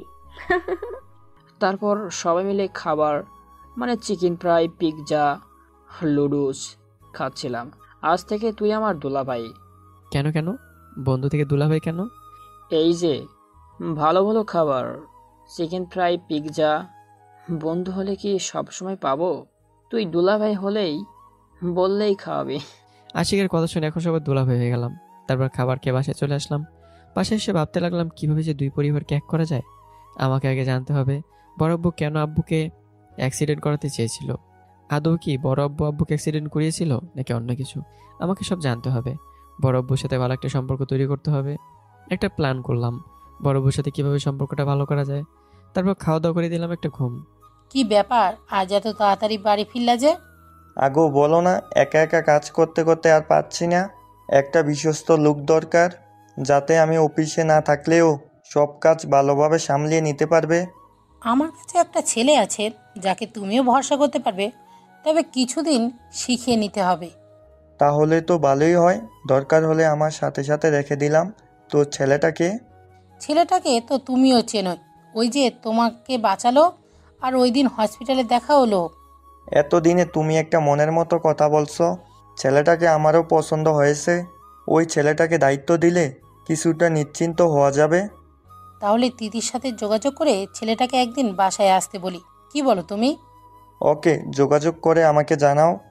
তিথি, কি করিস? তিথি, এই তিথি ওঠ, আর কত ঘুমাবি? সন্ধ্যা হয়ে গেল তো। আম্মু, এই সকাল সকাল না উঠলে হয় না? কি, এই সন্ধ্যাবেলাকে তোর সকালবেলা মনে হয়? আম্মু থামো তো, বলো কেন ডাকছো? শাহরিয়াকে বলেছিলাম তিথিকে কিছু বলবো না। সে যে আমি শাহরিয়াকে দেখেছি, ও তিথিকে দেখতে হাসপাতালে এসেছিল শাহরিয়ার। এখন কিভাবে যে শাহরিয়ার কথা জিজ্ঞাসা করি?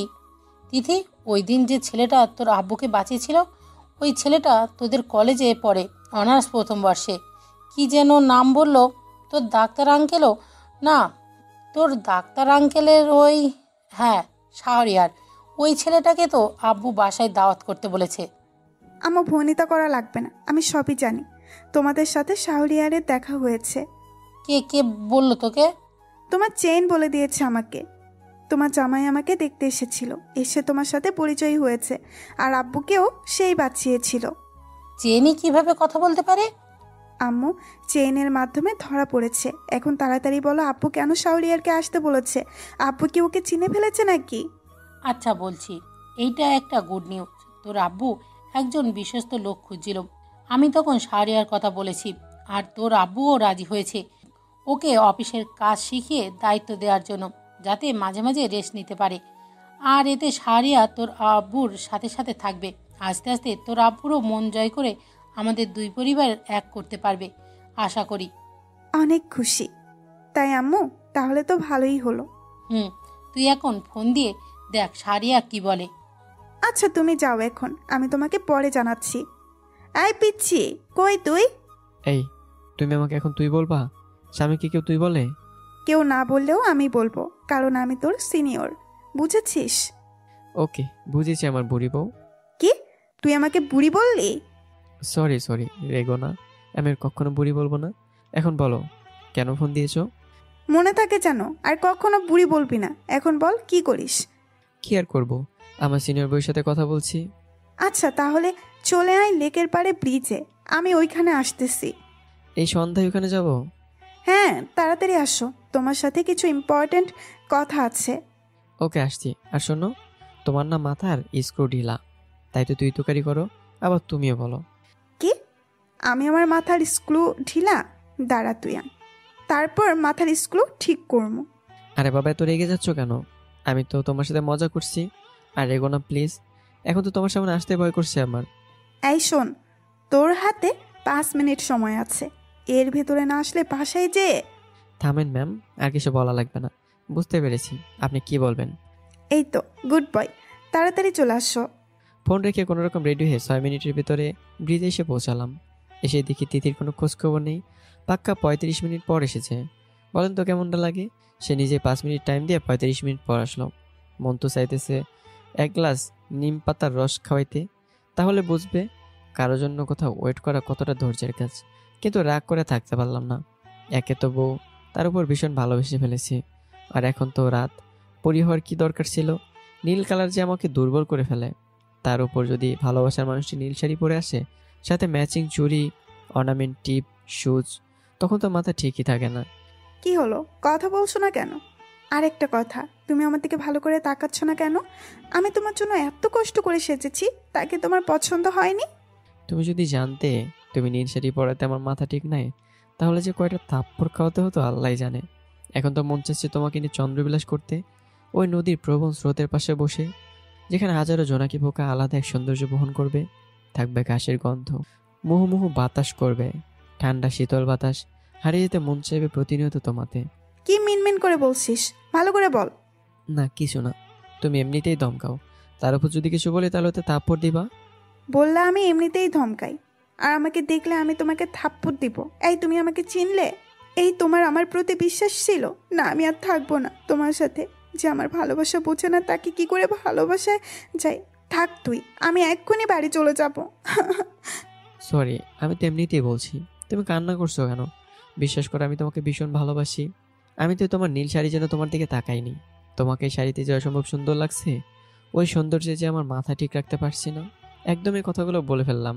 তিথির দিকে তাকা দেখি সে বুঝে ওঠার আগে চারটু ট্যাগ করে দিল। তিথি মাথার পেছনে হাত দিয়ে খামচে ধরেছে, ছাড়ার কোনো নামই নেই।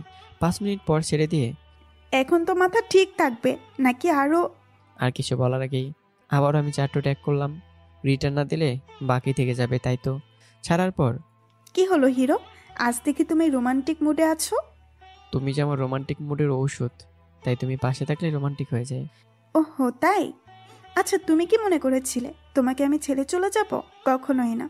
যাই কিছু হোক, তুমি আমার থেকে মুক্তি পাবে না। এখন তো মনে হচ্ছে তুমি নীল শাড়িতে দুর্বল। আমি নীল শাড়িতে দুর্বল তেমন কিছু না, তবে আমি তোমার পরা নীল শাড়িতেই দুর্বল। আমার অনেক কাছে এসে বুকের সাথে মিশে, তাই তো। কতটা দুর্বল তুমি? যতটা দুর্বল হলে দুজন ভালোবাসার মানুষ এক হতে পারে, আর এই মন ভালোবেসে তোমার শরীরে মিষ্টি গন্ধে মাতাল হতে চাইবে। এতটাই দুর্বল যে তোমাকে দেখে সারা জীবন পার করে দিতে পারবো। সত্যি তুমি আমাকে এতটা ভালোবাসো? আমি তোমাকে আমার জীবনের থেকে বেশি ভালোবাসি। তোমাকে ভালোবাসি বলেই তো পাগলের মতো খুঁজেছি তোমায়। তোমায় পেয়ে আর কখনো এক মুহূর্তের জন্য হারাতে চাই না।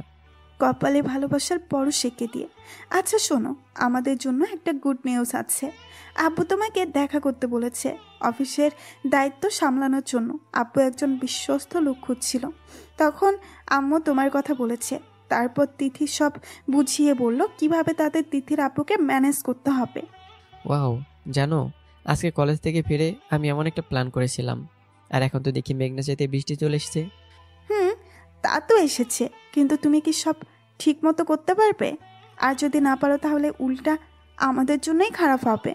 কোনো টেনশন করো না, তোমার হাজব্যান্ড বয়সে ছোট হতে পারে, কিন্তু দিমাগ কম না। বড় আব্বুকে সামলিয়ে নেওয়াটা আমার বা হাতের কাজ।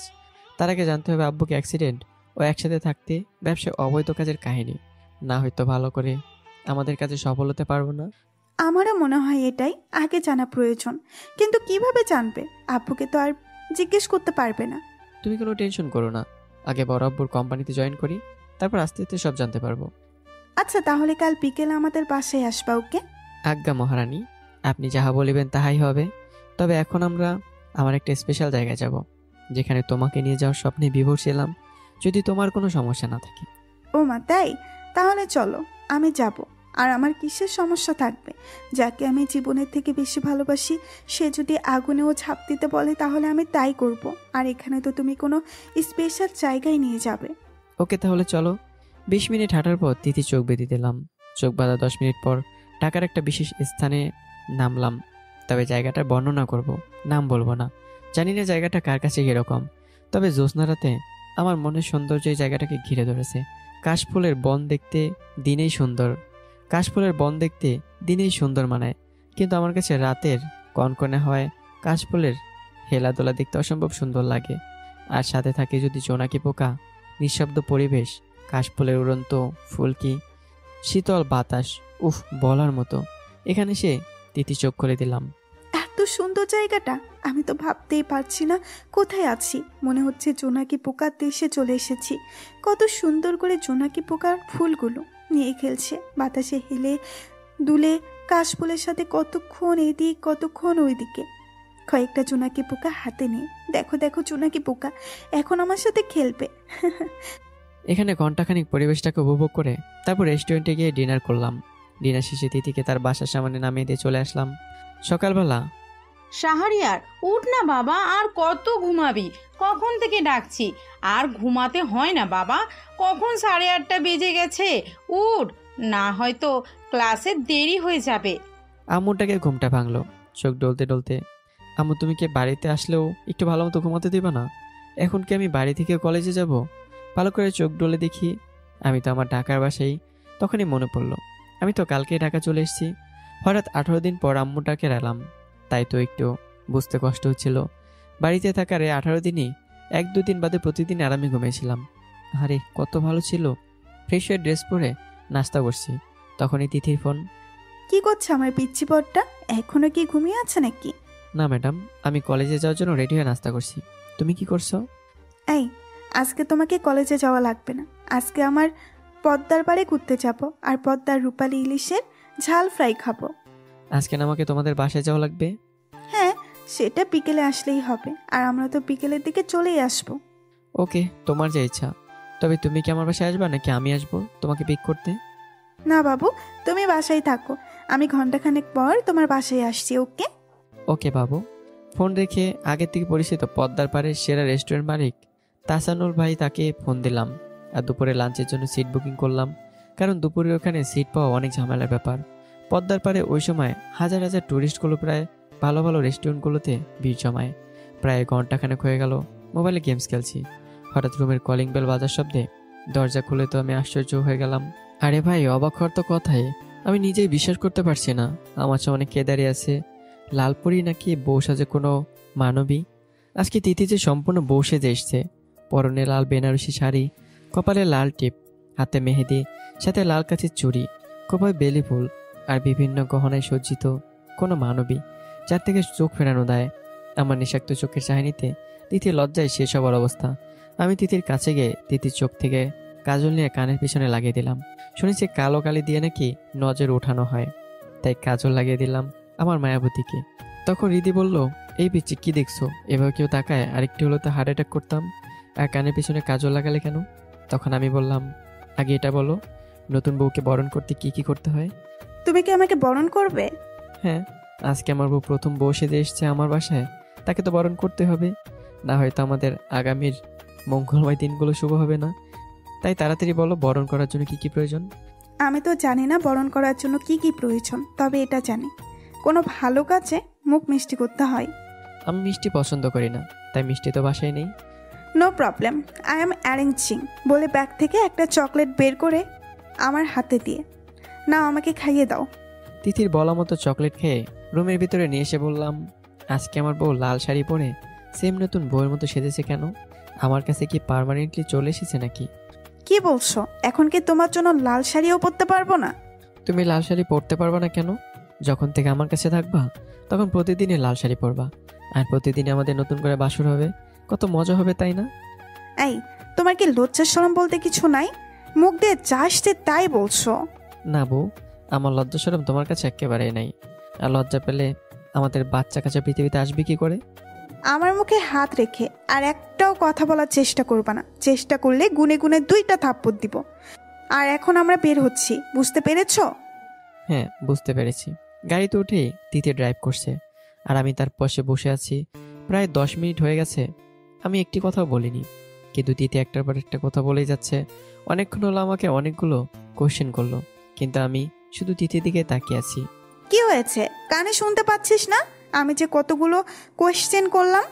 তখনও তিথির কথা শুনছি আর মুখে হাত দিয়ে তিথির দিকে তাকিয়ে আছি। কি হলো, কথা বলবি না নাকি আমার দিকে শুধু তাকিয়েই থাকবি? হাল্লা রে, এখন একটু শান্তি পেলাম। এতক্ষণ কষ্ট করে কথা বন্ধ করে রেখেছিলাম, মনে হচ্ছিল দম বন্ধ হয়ে যাবে। এই, তোমাকে কথা বন্ধ রাখতে কে বলেছে শুনি? কেন? তুমি তো কথা বলতে মানা করেছো, আর না হয়তো 2টা থাপ্পড় খেতে হবে বলেছিলে।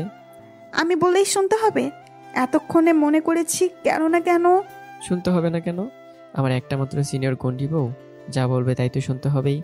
আর এখন তো শুধুমাত্র চুপ থাকতে বলেছে, তা না শুনলে কি হয়? হয়েছে, অনেক শুনেছিস। তুই কথা বলিসনি দেখে আমার যে কষ্ট হচ্ছিল তা কি তুই বুঝবি? আরে বাবা, তুমি তো চুপ থাকতে বলেছিলে, সেই জন্যই তো আমি চুপ ছিলাম। 2 ঘন্টার ভিতরে চলে আসলাম পদ্মার পাড়ে। এখানে এসে তো তিথির বিভিন্ন বায়না শুরু করে দিল। তাকে সারাদিন নৌকায় ঘোরাতে হবে, সাথে নদীর মাঝ বরাবর ভাসমান চর, সেখানে নিয়ে যেতে হবে। ওই নদীর পানিতে ঘষে মেজে পরিষ্কার হওয়া বালির সাথে ওনা কি খেলবে। আমি আশিক প্রেমিক কি আর করবো? বউ যা বলবে তাই শুনবো। কি হলো, আমরা কি গাড়ি থেকে নামবো না, নাকি গাড়িতে বসে থাকবো? হ্যাঁ, অবশ্যই নামবো, আর তোমার সব ইচ্ছেগুলোই পূরণ করব, তবে 20 মিনিট পর থেকে। এখন তুমি গাড়িতে বসো, আমি কিছু খাবার নিয়ে আসছি। আর ওইগুলো খাবো তারপর, ওকে?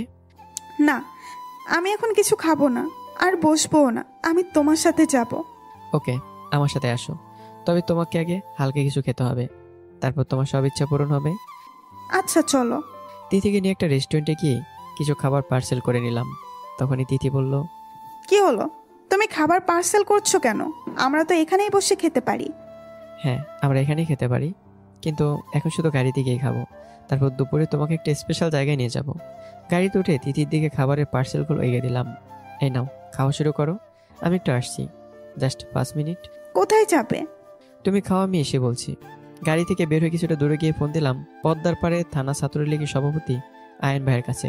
ফোন রিসিভ করেই, আরে আজকে চাঁদ ফোন দেখে উঠেছে, যাকে ফোন দিলে ফোন রিসিভ করে না, সময় পায় না, সব সময় বলে ভাইয়া বিজি আছি, বড় ভাইয়ের খোঁজ খবর তো নেই না, উল্টো আমি নিলে বলে ভাইয়া বিজি আছি, পরে কথা বলি। আর আজকে সে নিজে আমাকে ফোন করলো, তুই কেমন আছিস ছোট?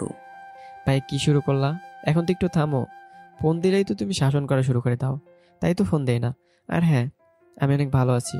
তবে তোমাকে যে জন্য ফোন দিলাম, আমি আর আমার স্পেশাল কেউ একজন পদ্মার পাড়ে ঘুরতে এসেছি, কিন্তু সমস্যা হলো প্রায় 2 ঘন্টা ধরে একটা গাড়ি আমাদের ফলো করে যাচ্ছে।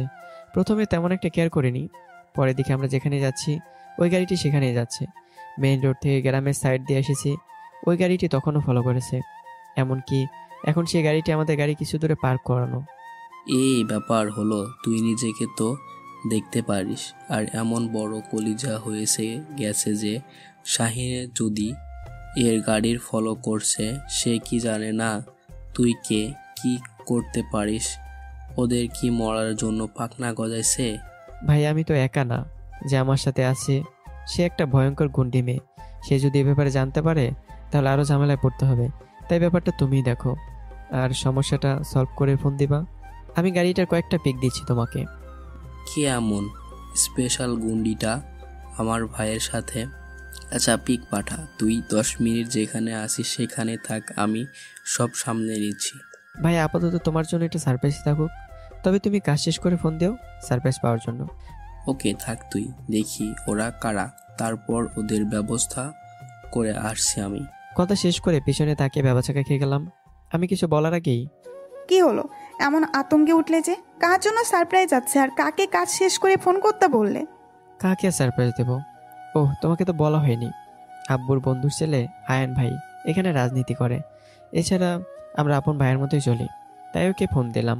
আমরা এখানে এসেছি শুনে দেখা করতে বললো, আর তোমার কথা জিজ্ঞেস করতে সারপ্রাইজ বলেছি। ওকে বুঝলাম। তো এখন তাহলে চলো আমরা নৌকাতে ঘুরবো, তারপর নৌকা দিয়ে ওই 4টায় যাব। তারপর আর কি করা যায়?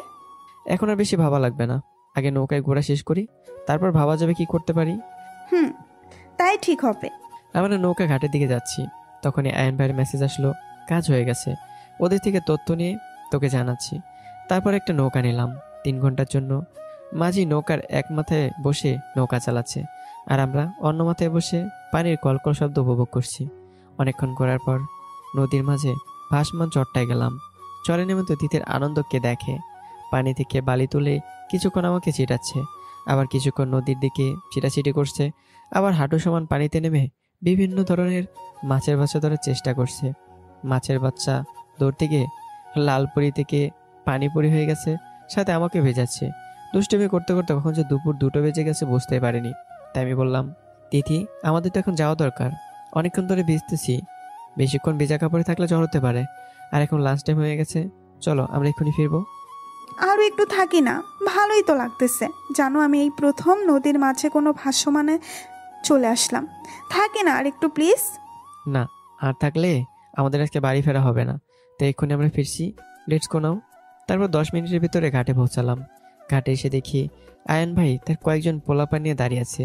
নৌকা থেকে নামতেই তিথির চোখ পড়লো আয়ন ভাইয়ের দিকে।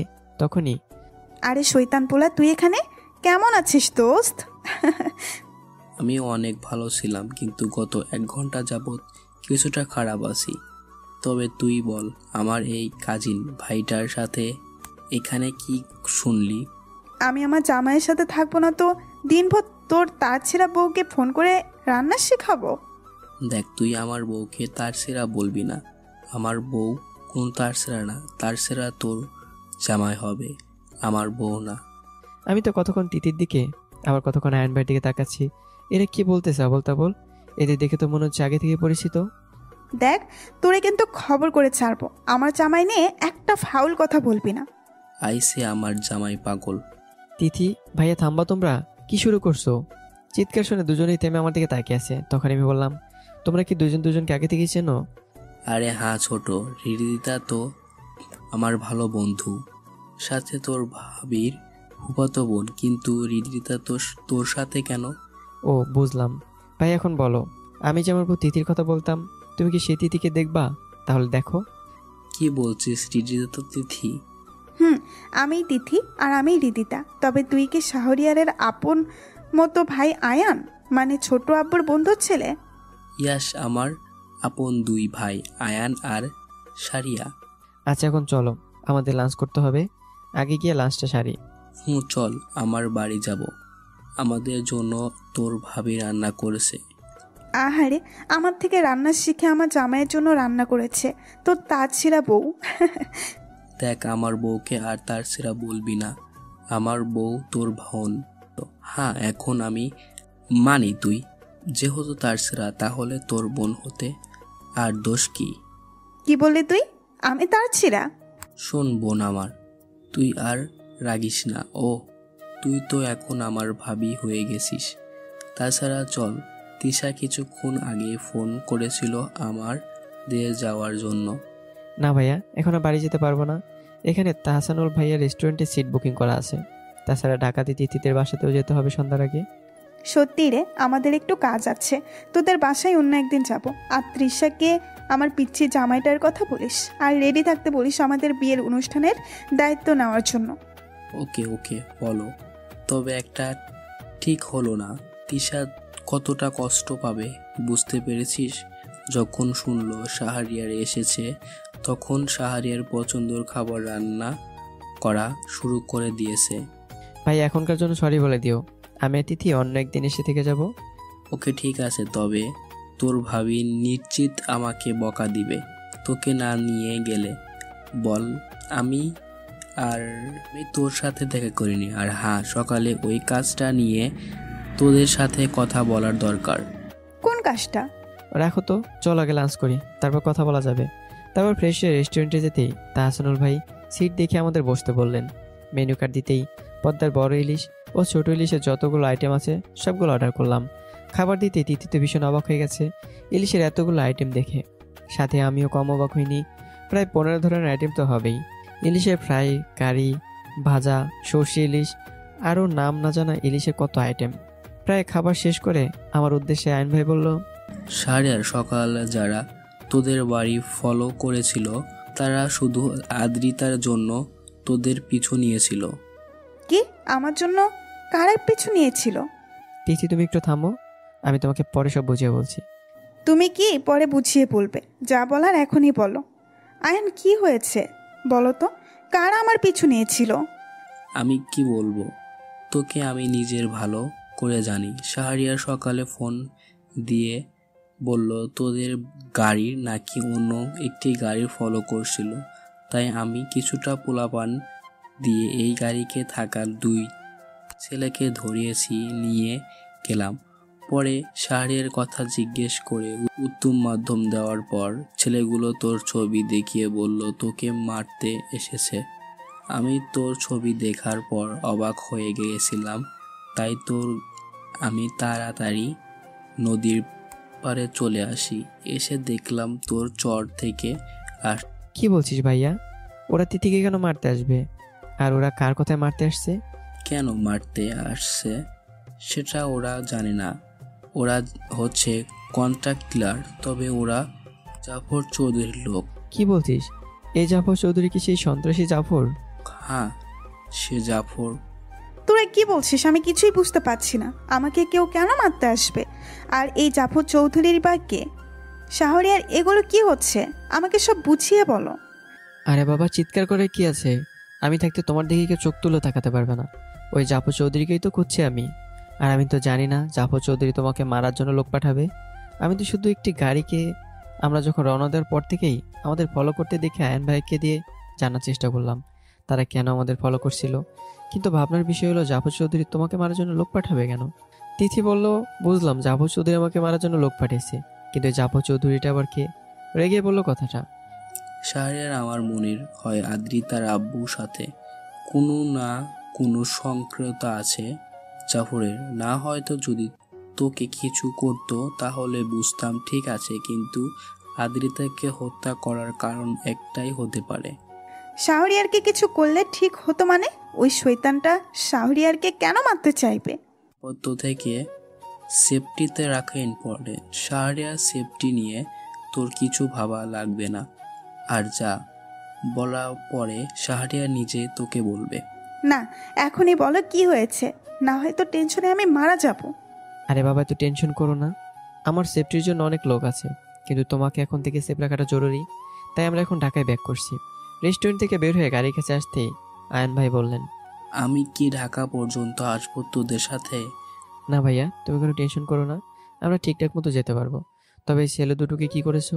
ওকে থানায় দিয়ে দিছি, আর পথে যদি কোনো সমস্যা হয় তোকে ফোন দিয়ে জানাবো। ওকে ভাইয়া। প্রায় 2 ঘন্টা 30 মিনিট লাগলো ঢাকা পৌঁছাতে। প্রথমে আমার বাসায় আসলাম, বাসায় এসে শাওয়ার নিয়ে দুজনে কফি খেলাম, তারপর তিথিদের বাসার উদ্দেশ্যে রওনা দিলাম। আমি গাড়ি চালাচ্ছি আর তিথি আমার পাশে চুপটি মেরে বসে আছে, কোনো সারা শব্দ নেই। তাই আমি বললাম, কি হলো আমার গুন্ডি বউটার, এমন চুপি চুপি বসে আছে কেন? মন খারাপ নাকি? কি হলো বাবুর আম্মু, কথা বলছো না কেন? কোনো কথা বলছে না দেখে ইচ্ছে করে হাত জাগাতে জাগাতে বললাম, ওহ বাবারে কি ব্যথা করছে। তখনই, কি হয়েছে? গাড়ি সাইডে পার্ক করলাম। আমার তো কিছু হয়নি, কিন্তু তোমার কি হয়েছে যে আমার সাথে কথা বলছো না? আমার হাত ছেড়ে দিয়ে আমাকে জড়িয়ে ধরে, ওই গুন্ডাটা আমাকে মারলে মারুক, কিন্তু তোমাকে কেন মারবে? কিছুক্ষণ জড়িয়ে রেখেই চোখের পানি মুছে দিয়ে, আরে বাবা, কে বলেছে এই গুন্ডাটা আমাকে মারবে? ও আমাকে মারবে বা কেন? আর আমি তোমার কোনো কিছু হতে দেব না।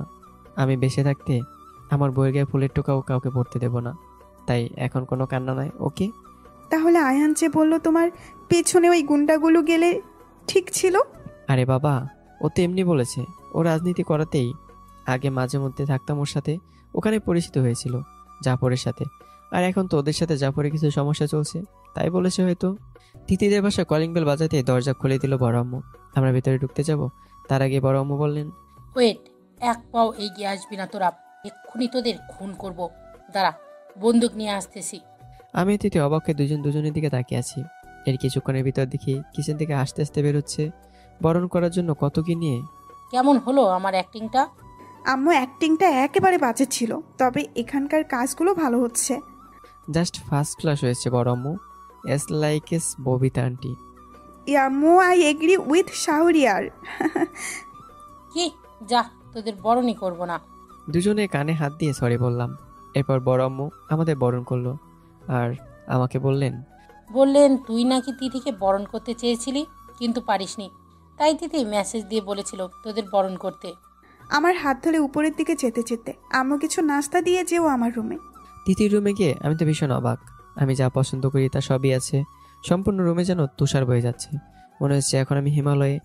রুমটাতে দেয়ালের পরেও কাছে ঢাকা, অনেক পরিপাটি করে সাজানো প্রতিটা জিনিস। বেডের ডান পাশে দেখলাম একটা লকিং ফ্রেম। আমি ফ্রেমটি হাতে নিতেই তিথি আমার নাম লিখে পাসওয়ার্ড দিল, তখনই খুলে গেল।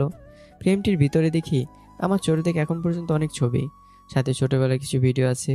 এগুলো দেখে আমার চোখে পানি চলে আসলো। ভাবতে পারি না আমার পুরনো স্মৃতিগুলো এত সুন্দর যত্ন করে আগলে রেখেছে তিথি। কি হলো বাবুর আব্বুর চোখে পানি কেন? আমি ভুল কিছু করেছি? I love you so much. আমি মনে হয় তোমাকে ভালোবাসার যোগ্য হতে পারিনি। তুমি যেভাবে আমাকে ভালোবাসো, আমার প্রতিটি স্মৃতিকে আগলে রেখেছো, আমি কি তোমাকে সেভাবে ভালোবাসতে পেরেছি তিথি? কে বলেছে তুমি আমাকে ভালোবাসার যোগ্য না? আমরা দুজনেই দুজনের জন্য যোগ্য বলে আল্লাহর রহমতে আমাদের বিয়ে হয়েছে। আর মূল কথা, আমরা দুজনকে ভীষণ ভালোবাসি। আমি কি আসতে পারি? তিথিকে ছেড়ে কিছুটা লজ্জা পেয়ে বললাম, এসো বড় আম্মু। বিয়ে মালাপ কি শেষ হয়েছে তোমাদের? আম্মু কি বলছো? মেয়ের বরের সামনে এভাবে বলে কেউ? কই, আমি মেয়ের বরের সামনে বলছি? আমি তো আমার ছেলের সামনেই বলতেছি। আম্মু হয়েছে, আর আম্মু বলা লাগবে না, এখন নিচে চল, তোর আব্বু চলে এসেছে। নিচে নেমে বড় আব্বু সামনে আসতেই বড় আব্বু বলল, শারিয়ার, তোমার সাথে আমি একা কিছু কথা বলবো। আমি শুধু মাথা নাড়ি হ্যাঁ বললাম। তিথি আর বড় আম্মু অবাক হয়ে তাকিয়ে আছে। তিথির আব্বু আমাকে আমার সাথে এসো বলে একটা রুমে চলে গেলেন। আমি কিছুক্ষণ তিথির দিকে তাকিয়ে থেকে রুমটাতে ঢুকলাম। রুমে ঢুকতে দরজা আটকে আমাকে বসতে বললেন। তারপর তিনি, আমি জানি তুমি কে, তুমি জহিরের ছেলে তাই না? আমি নির্বাক হয়ে নিচের দিকে তাকিয়ে আছি। ভয় পাওয়ার কোনো কারণ নেই। আমি এতটা খারাপ না যে আমার মেয়ের জামাইকে কিছু করব। তার থেকেও বড় কথা, আমার মেয়ে তোমাকে পাগলের মতো ভালোবাসে। এবার আমি অবাক হয়ে শুধু ওনার দিকে তাকিয়ে আছি আর মনে মনে ভাবছি উনি সব জানলো কিভাবে, আবার আমাকে তার মেয়ের জামাই বলে মেনে নিচ্ছে। তখনই আবার তিতির আব্বু বলতে লাগলো, তুমি হয়তো ভাবছো আমি কিভাবে জানলাম তোমার ব্যাপারে, তাই তো? তুমি হয়তো ভালো করে জানো আমি আমার মেয়েকে কতটা ভালোবাসি। আর এটা আমার জানা দায়িত্ব যে সে কি করে, কোথায় যায়, কার সাথে ঘুরে। তাই সেই হসপিটালে দেখা হওয়ার পর থেকে তোমার ব্যাপারে সবই জানি আমি, তুমি কে। আর এটাও জানি আমার একটা ভুল সিদ্ধান্তের কারণে আমার আর তোমার বাবার বন্ধুত্বটা ভেঙেছে। তবে আমি জহিরকে কখনোই মারতে চাইনি। মারতে চাইলে কখনোই তোদের বিয়ে দিতাম না। ওই অ্যাক্সিডেন্টটা করিয়েছিল জাফর, কিন্তু ওই দিন জহির আমাকে দোষারোপ করে কথা বলেছিল। আমি জানতাম আমি নির্দোষ ছিলাম, তবুও কিছু বলতে পারিনি, কারণ আমি জাফরের সাথে মিলে অবৈধ ব্যবসা শুরু করেছিলাম। আমরা যেই কাজ করতাম তার ভিডিও গোপনে তৈরি করে রেখেছিল জাফর। এক সময় আমি কাজ ছাড়তে চাইলে ওই ভিডিও দেখিয়ে আমাকে ব্ল্যাকমেল করতেছিল। তাই ওই দিন জহিরের সব কথা চোখ বুজে মেনে বন্ধুত্ব ভেঙে চলে আসি। হয়েছিলাম বন্ধুর চোখে খারাপ, কিন্তু স্ত্রী মেয়ের চোখে খারাপ হতে চাইনি। তারপর এতদিন ভালোই ছিলাম। হঠাৎ কয়েক মাস ধরে জাফর আমার ব্যবসায় আবার নজর দিয়েছে। আমি তার কথা মতো চলছি না দেখে আমার পরিবারকে ক্ষতি করতে চাইছে। জাফর আজ বিকেলে ফোন দিয়ে বলল তিতিকে মারতে নাকি গুন্ডা পাঠিয়েছিল, কিন্তু তার পাঠানো গুন্ডা কোনো খোঁজ পাচ্ছে না। তাই আমাকে হুমকি দিচ্ছে বারবার। কিছুক্ষণ চুপ থেকে বললাম, বরাবর টেনশন করো না, আমি আসি তো।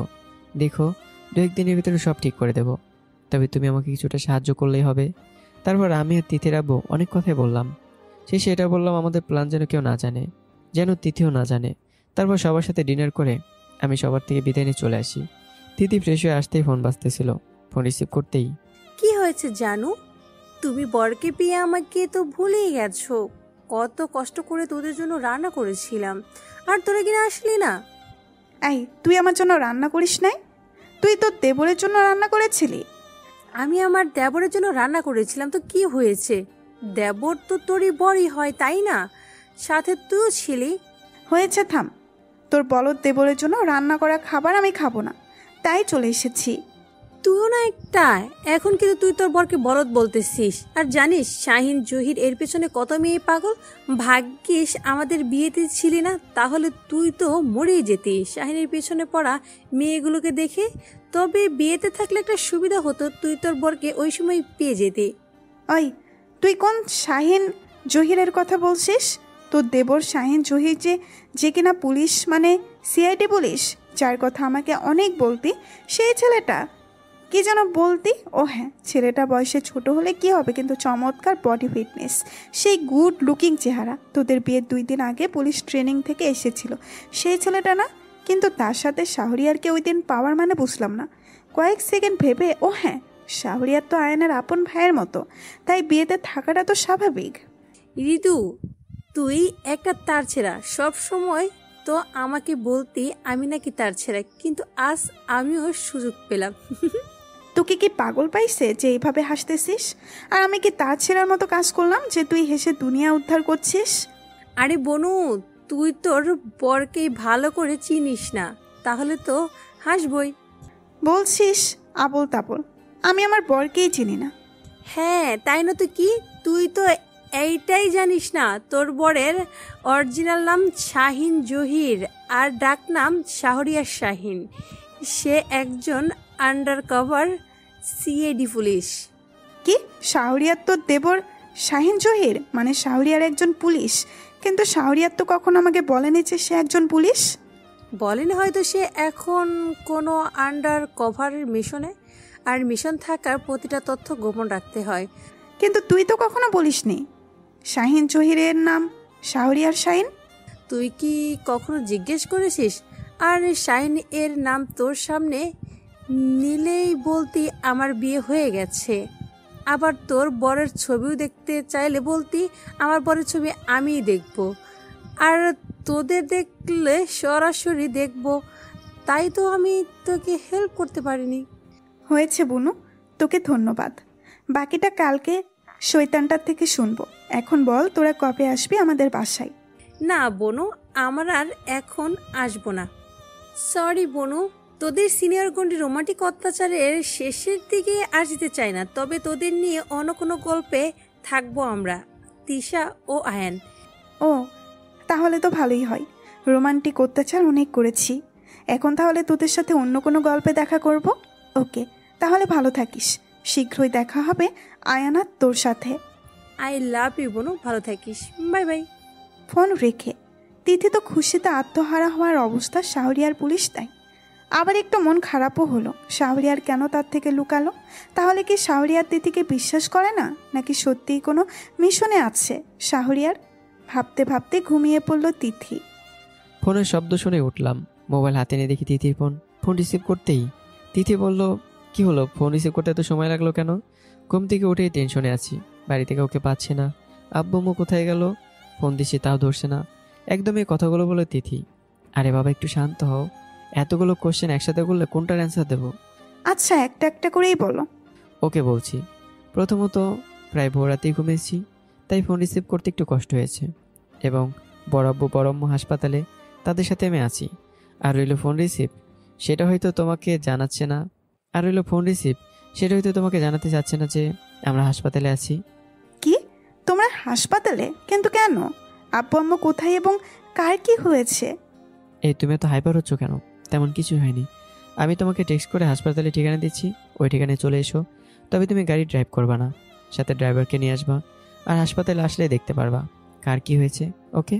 আমার কথা বলা শেষ হতেই তিথির আম্মু বললেন, রাতে মেয়েটাকে জানালে ভালোই হতো, তাহলে এখন মেয়েটা এতটা টেনশন করতো না। এক সময় তো জানবেই বাপের কুকর্মের কথা, তার থেকে এখনই বলে দিতে তাহলে ভালোই হতো। বড় আম্মু কি বলছো তুমি? বড় আব্বুর কিছুটা ভুলের কারণে পরে জাফরের ব্ল্যাকমেলের শিকার হয়েছে, তাই আজকের এই অবস্থা। তবে টেনশন করো না, ডাক্তার বলেছে 10 থেকে 15 দিনের ভিতরে সব ঠিক হয়ে যাবে, আর তৃতীয় তেমন কিছু মনে করবে না। আমারও তো তিথিকে নিয়ে টেনশন, তিথি না ওর আব্বুকে আবারও ভুল বুঝে বসে। বড় আম্মু কোনো টেনশন করো না, সব ঠিক হয়ে যাবে, তৃতীয় কোনো ভুল বুঝবে না বড় আব্বুকে। আর এখন আমাদের বাড়ির সবাই আসছে বড় আব্বুর অসুস্থতার কথা শুনে, দেখবা আবার আমরা সবাই এক হয়ে মিলেমিশে থাকবো। তাই যেন হয় বাবা। অল্প কিছুক্ষণ পরে ডাক্তার এসে পর্যবেক্ষণ করে কিছু মেডিসিন দিয়ে গেলেন। ডাক্তার কেবিন থেকে বেরোতেই দর পড়িয়ে কেবিনে ঢুকলো তিথি তার আব্বুকে দেখেই, আব্বুর হাতে কি হয়েছে? ব্যান্ডেজ করা হয়েছে কেন? তিথির কাঁধে হাত রেখেই বললাম, বড় আব্বু তেমন কিছু হয়নি, জাস্ট হাতে একটু ব্যথা পেয়েছে, সমস্যা নেই, কয়েকদিনের ভিতরে ঠিক হয়ে যাবে। মিথ্যা বলে তিথিকে সান্ত্বনা দেওয়ার চেষ্টা করছি। কিভাবে ব্যথা পেলো? কখন ব্যথা পেলো? আর আমাকে জানাওনি কেন? এতক্ষণে বড় আব্বু বড় আম্মু চুপ করে আমাদের দিকে তাকিয়ে কথা শুনছিল, এখন আমাকে আর কিছু বলতে না দিই, শাহরিয়ার, তুমি কেন লুকাইছো আমার কুকীর্তির কথা? তিতিরও জানা দরকার তার আব্বু কেমন। কি কুকীর্তি আব্বু? বড় আব্বু তুমি রেস্ট নাও, আমি তিথিকে বলছি। তিথিকে নিয়ে বের হয়ে গেলাম কেবিন থেকে। আউটডোর এসে তিথির হাতে হাত থেকে বলতে লাগলাম, তিথির আব্বু কীভাবে অবৈধ ব্যবসা করতো, ও একসাথে জাফরের থেকে ব্ল্যাকমেলের শিকার হয়, আমার আব্বুর সাথে বন্ধুত্বটাও শেষ করতে হয়েছে। ও গতকাল বড় আব্বু যা বলেছিল তা বললাম। এতটুকু বলতেই তিথি আবারও জিজ্ঞাসা করলো, বুঝলাম, জাফর চৌধুরীর সাথে আপু অবৈধ কাজ করতো, ও এখন আপু তার কথা মতো কাজ করছে না, তাই আমাদের পরিবারের উপরে হামলা করতে চায়। কিন্তু তুমি কাল রাতে যাওয়ার পর আপু তো বাড়িতেই ছিল, তাহলে ব্যথা পেলো কিভাবে? আর তুমিই বা জানলে কিভাবে? এবং কি আমাকে কেউ একটিবারের জন্য জানাওনি? তোমাকে বলা হয়নি যে আমি একজন under cover CID police officer? পুলিশে জয়েন হওয়ার পিছনে বিশেষ কিছু কারণ আছে, সে বিষয়ে বলবো অন্য কোনো দিন। তবে কয়েক মাস যাবৎ আমি আমার টিম জাফর চৌধুরীকে অ্যারেস্ট করার জন্য সব ধরনের ব্যবস্থা চালিয়ে যাচ্ছি, কিন্তু তারপরও পারছি না, কারণ আমাদের রিপোর্ট মতে জাফর চৌধুরী লন্ডনে চলে গেছে, তাই সেটা নিয়ে বেশি টেনশনে ছিলাম না। বাট গতকাল আমাদের ফলো করা লোকের তথ্য ও বড় অব্বুর দেওয়া তথ্য মতে জাফর ঢাকাই ছিল, তাই বড় অব্বুর সাথে প্ল্যান করি যাতে বড় অব্বুর দ্বারা জাফরকে ধরতে পারে। তবে সেই প্ল্যান মতো কাজ করতে গিয়েই এই তো একটা গুলি খেতে হলো বড় অব্বুকে। এদিকে আমার চিন্তায় জান বের হয়ে যাচ্ছে, আর তুমি কিনা গুলির কথা বলেও হাসছো। তো কি এমন প্ল্যান করেছিলে আর কি হয়েছিল কাল রাতে সেটা বলো। বলবো তো, এত রেগো না প্লিজ। তারপর বলতে শুরু করলাম। কাল রাতে যখন বড় আব্বু থেকে শুনলাম ওনার জাফরের সাথে কাজ করা ও পরবর্তীতে ব্ল্যাকমেল হওয়া ও আমার আব্বুকে অ্যাক্সিডেন্ট করেছিল জাফর, তখন মনে মনে একটা প্ল্যান তৈরি করি। আমরা পুলিশ থেকে সন্ত্রাসী, মাদক চোরাচালানি ও বিভিন্ন অবৈধ কাজের গুরু জাফর চৌধুরীকে খুঁজে পাচ্ছি না। আর এখন যেহেতু খুঁজে পেয়েছি আর ধরার একটা টোপ পেয়েছি, সেটা তাহলে কাজেই লাগাই। তাই বড় আব্বুর সাথে একটা প্ল্যান করলাম যাতে সব সমস্যার সমাধান একসাথে হয়ে যায়। প্ল্যান মতে আমি যাওয়ার 1 ঘন্টা পরেই বড় আব্বু আমাদের ক্যাম্পে যাবেন। আমি কি আমার ইউনিটকে সব বুঝিয়ে দিলাম কিভাবে কি করতে হবে ও আমাদের রিস্কি কাজে বড় আব্বু সেফটির বিষয়টিও। তার কিছুক্ষণ পরই বড় আব্বু ক্যাম্পে আসলেন। তারপর বড় আব্বু প্ল্যান মতো ফোন করলেন জাফরকে এবং বললেন, জাফর, তুই যা চাস তাই পাবি, কিন্তু আমার পরিবার থেকে দূরে থাকবি। তবে যা করিস এর সব দায়িত্ব তোর। ওকে, দায়িত্ব আমার, কিন্তু সব কাজ তোর নামেই হবে। আর তুই তো জানিসই পুলিশ আমাকে খুঁজছে। আমি যে এখন বাংলাদেশে আসি এটা যদি পুলিশ জানে তাহলে কোন সময় কি হয়ে যায় তা বলা যায় না। তাই তোর নামেই কাজ হবে, কিন্তু তোর ভয় পেতে হবে না, সব আমার পোলাপাইন করবে। জাফরের উদ্দেশ্যে পুলিশের থেকে পালিয়ে ব্যবসা করা, যাতে পুলিশ না জানে যে জাফর এখন বাংলাদেশ আছে। তাই তিথির আব্বুর নামে ব্যবসা করতে চেয়েছিল। ওকে, কিন্তু একটা সমস্যা আছে। আমি আর তোকে এখন বিশ্বাস করতে পারছি না।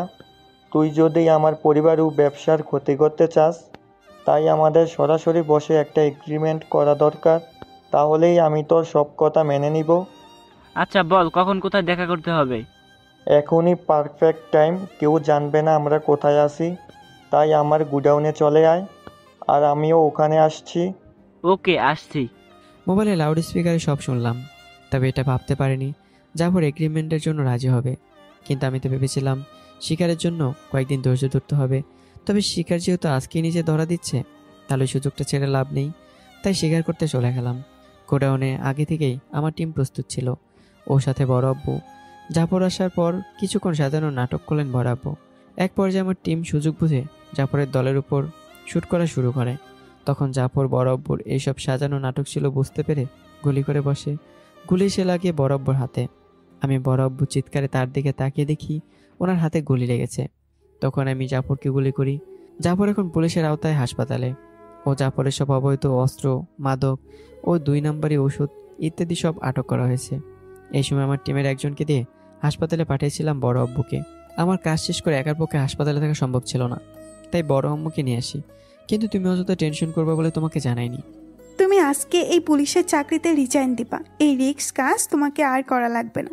এসব রিস্কি কাজে তোমার যদি কিছু হয়ে যায় তখন আমার কি হবে ভেবে দেখেছো? কি বলছো? এই সকালবেলায় মেরে ফেলছো? তাহলে সারা জীবন চাকরি করবে কিভাবে?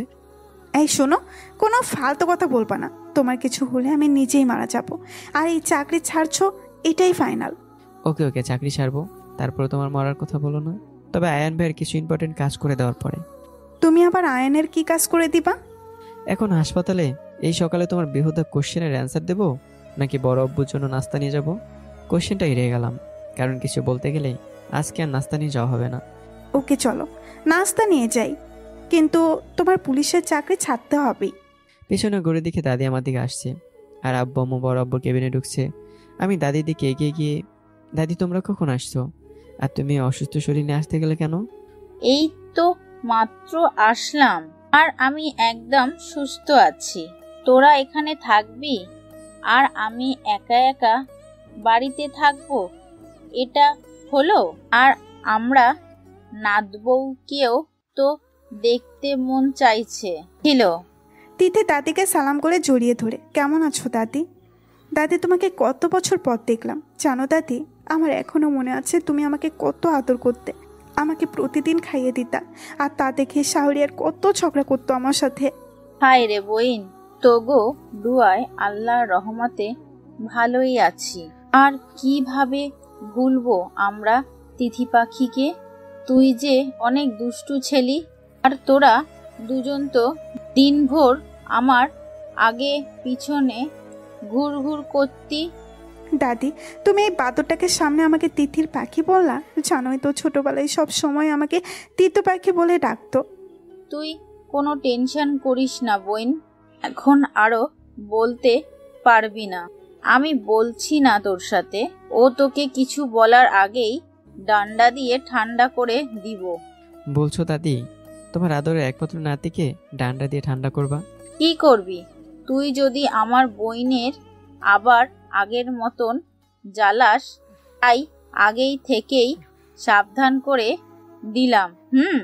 দাদি আমি ভালো হয়ে গেছি। জিজ্ঞেস করো তিথিকে আমি বাড়ি থেকে আসার পর থেকে কোনো ফাজলামো করছি কিনা। দাদি আমি দুলা ভাইয়ের কোথায় 100% এগ্রি করি। ও এবার আসার পর থেকে কোনো ফাজলামি করতে দেখিনি। পেছন থেকে জাহিদ বলল কথাটা। কিরে কখন এলি? আশিকা নিধি কোথায়? কিছুক্ষণ হলো তোমাদের কথা শুনছিলাম, আর ওরা গাড়িতে আছে, এসে পড়বে কিছুক্ষণের ভিতর। দাদির সাথে জাহিদকে পরিচয় করে দিলাম। তারপর বড় আব্বুর কেবিনে সবাইকে পাঠিয়ে দিলাম। আমি নাস্তা আনার জন্য নিচে গেলাম। নিচে নেমে সবার জন্য কিছু খাবার নিয়ে হসপিটালে গেটের কাছে আসতেই আশিকা নিধির সাথে দেখা। ওদের নিয়ে বড় আব্বুর কেবিনে আসলাম। এসে দেখি সবাই হাসাহাসি করছে। আব্বু বড় আব্বুকে বিয়ে বলে সম্বোধন করছে। তবে বড় আব্বু তার ভুল বুঝতে পেরে আব্বুর কাছে ক্ষমা চেয়েছিল। আব্বুও ক্ষমা করে দিয়েছে। আজ আমি ভীষণ খুশি, কারণ আগের মতো সবাই একত্রে মিলেমিশে থাকতে পারবো। যেখানে থাকবে না কোনো হিংসা ঝগড়া, কোনো ভেদাভেদ, থাকবে শুধু ভালোবাসা। আর সেই ভালোবাসাকে মজবুত করবে আমার তিথি রোমান্টিক ভালোবাসার অত্যাচার। মনে মনে ভাবছিলাম। তখনই তিথি কানে কানে বলল, কি হলো বাবুর আব্বু, কি এমন ভাবছো তুমি? এত বেশি ভেবো না, সব কিছু ঠিক হয়ে গেছে। তবে তোমার একটা আশা কিন্তু আজ আমি পূরণ করতে পারি। আমি বললাম, কি সেটা? তুমি চাইলেই বাবু আনার প্ল্যান করতে পারি আজ রাত থেকেই। কি কি কি তা কও? আমি এখনো বাবু ছেলে, আর আমি কিনা বাবু আনার প্ল্যান করব? আমার বাবুরে যেভাবে বলছো মনে হচ্ছে এখনো ফিডার খাও। দেখুন সিনিয়র আপু, আপনি ভুল জায়গায় ডায়াল করেছেন। আমি বাবু এখনো বড় হইনি। আগে বড় হয়ে লেখাপড়া শেষ করব, তারপর ধুমধাম সানায় বাজে বিয়ে করব, তারপর একটা না 11টা বাচ্চা নেব। আমাকে সবাই যেন ফুটবল টিমের বাবা বলে ডাকে। কি কি ফুটবল টিম? বলে হেসে দিলাম দুজনেই। আর এর সাথে আমাদের দুষ্ট মিষ্টি সিনিয়র আপুর গল্পটি শেষ হলো। কেমন হয়েছে গল্পটি কমেন্ট করে জানাবেন। পরবর্তী নতুন গল্পের জন্য তৈরি থাকবেন। ভালো থাকবেন, সুস্থ থাকবেন। আল্লাহ হাফেজ।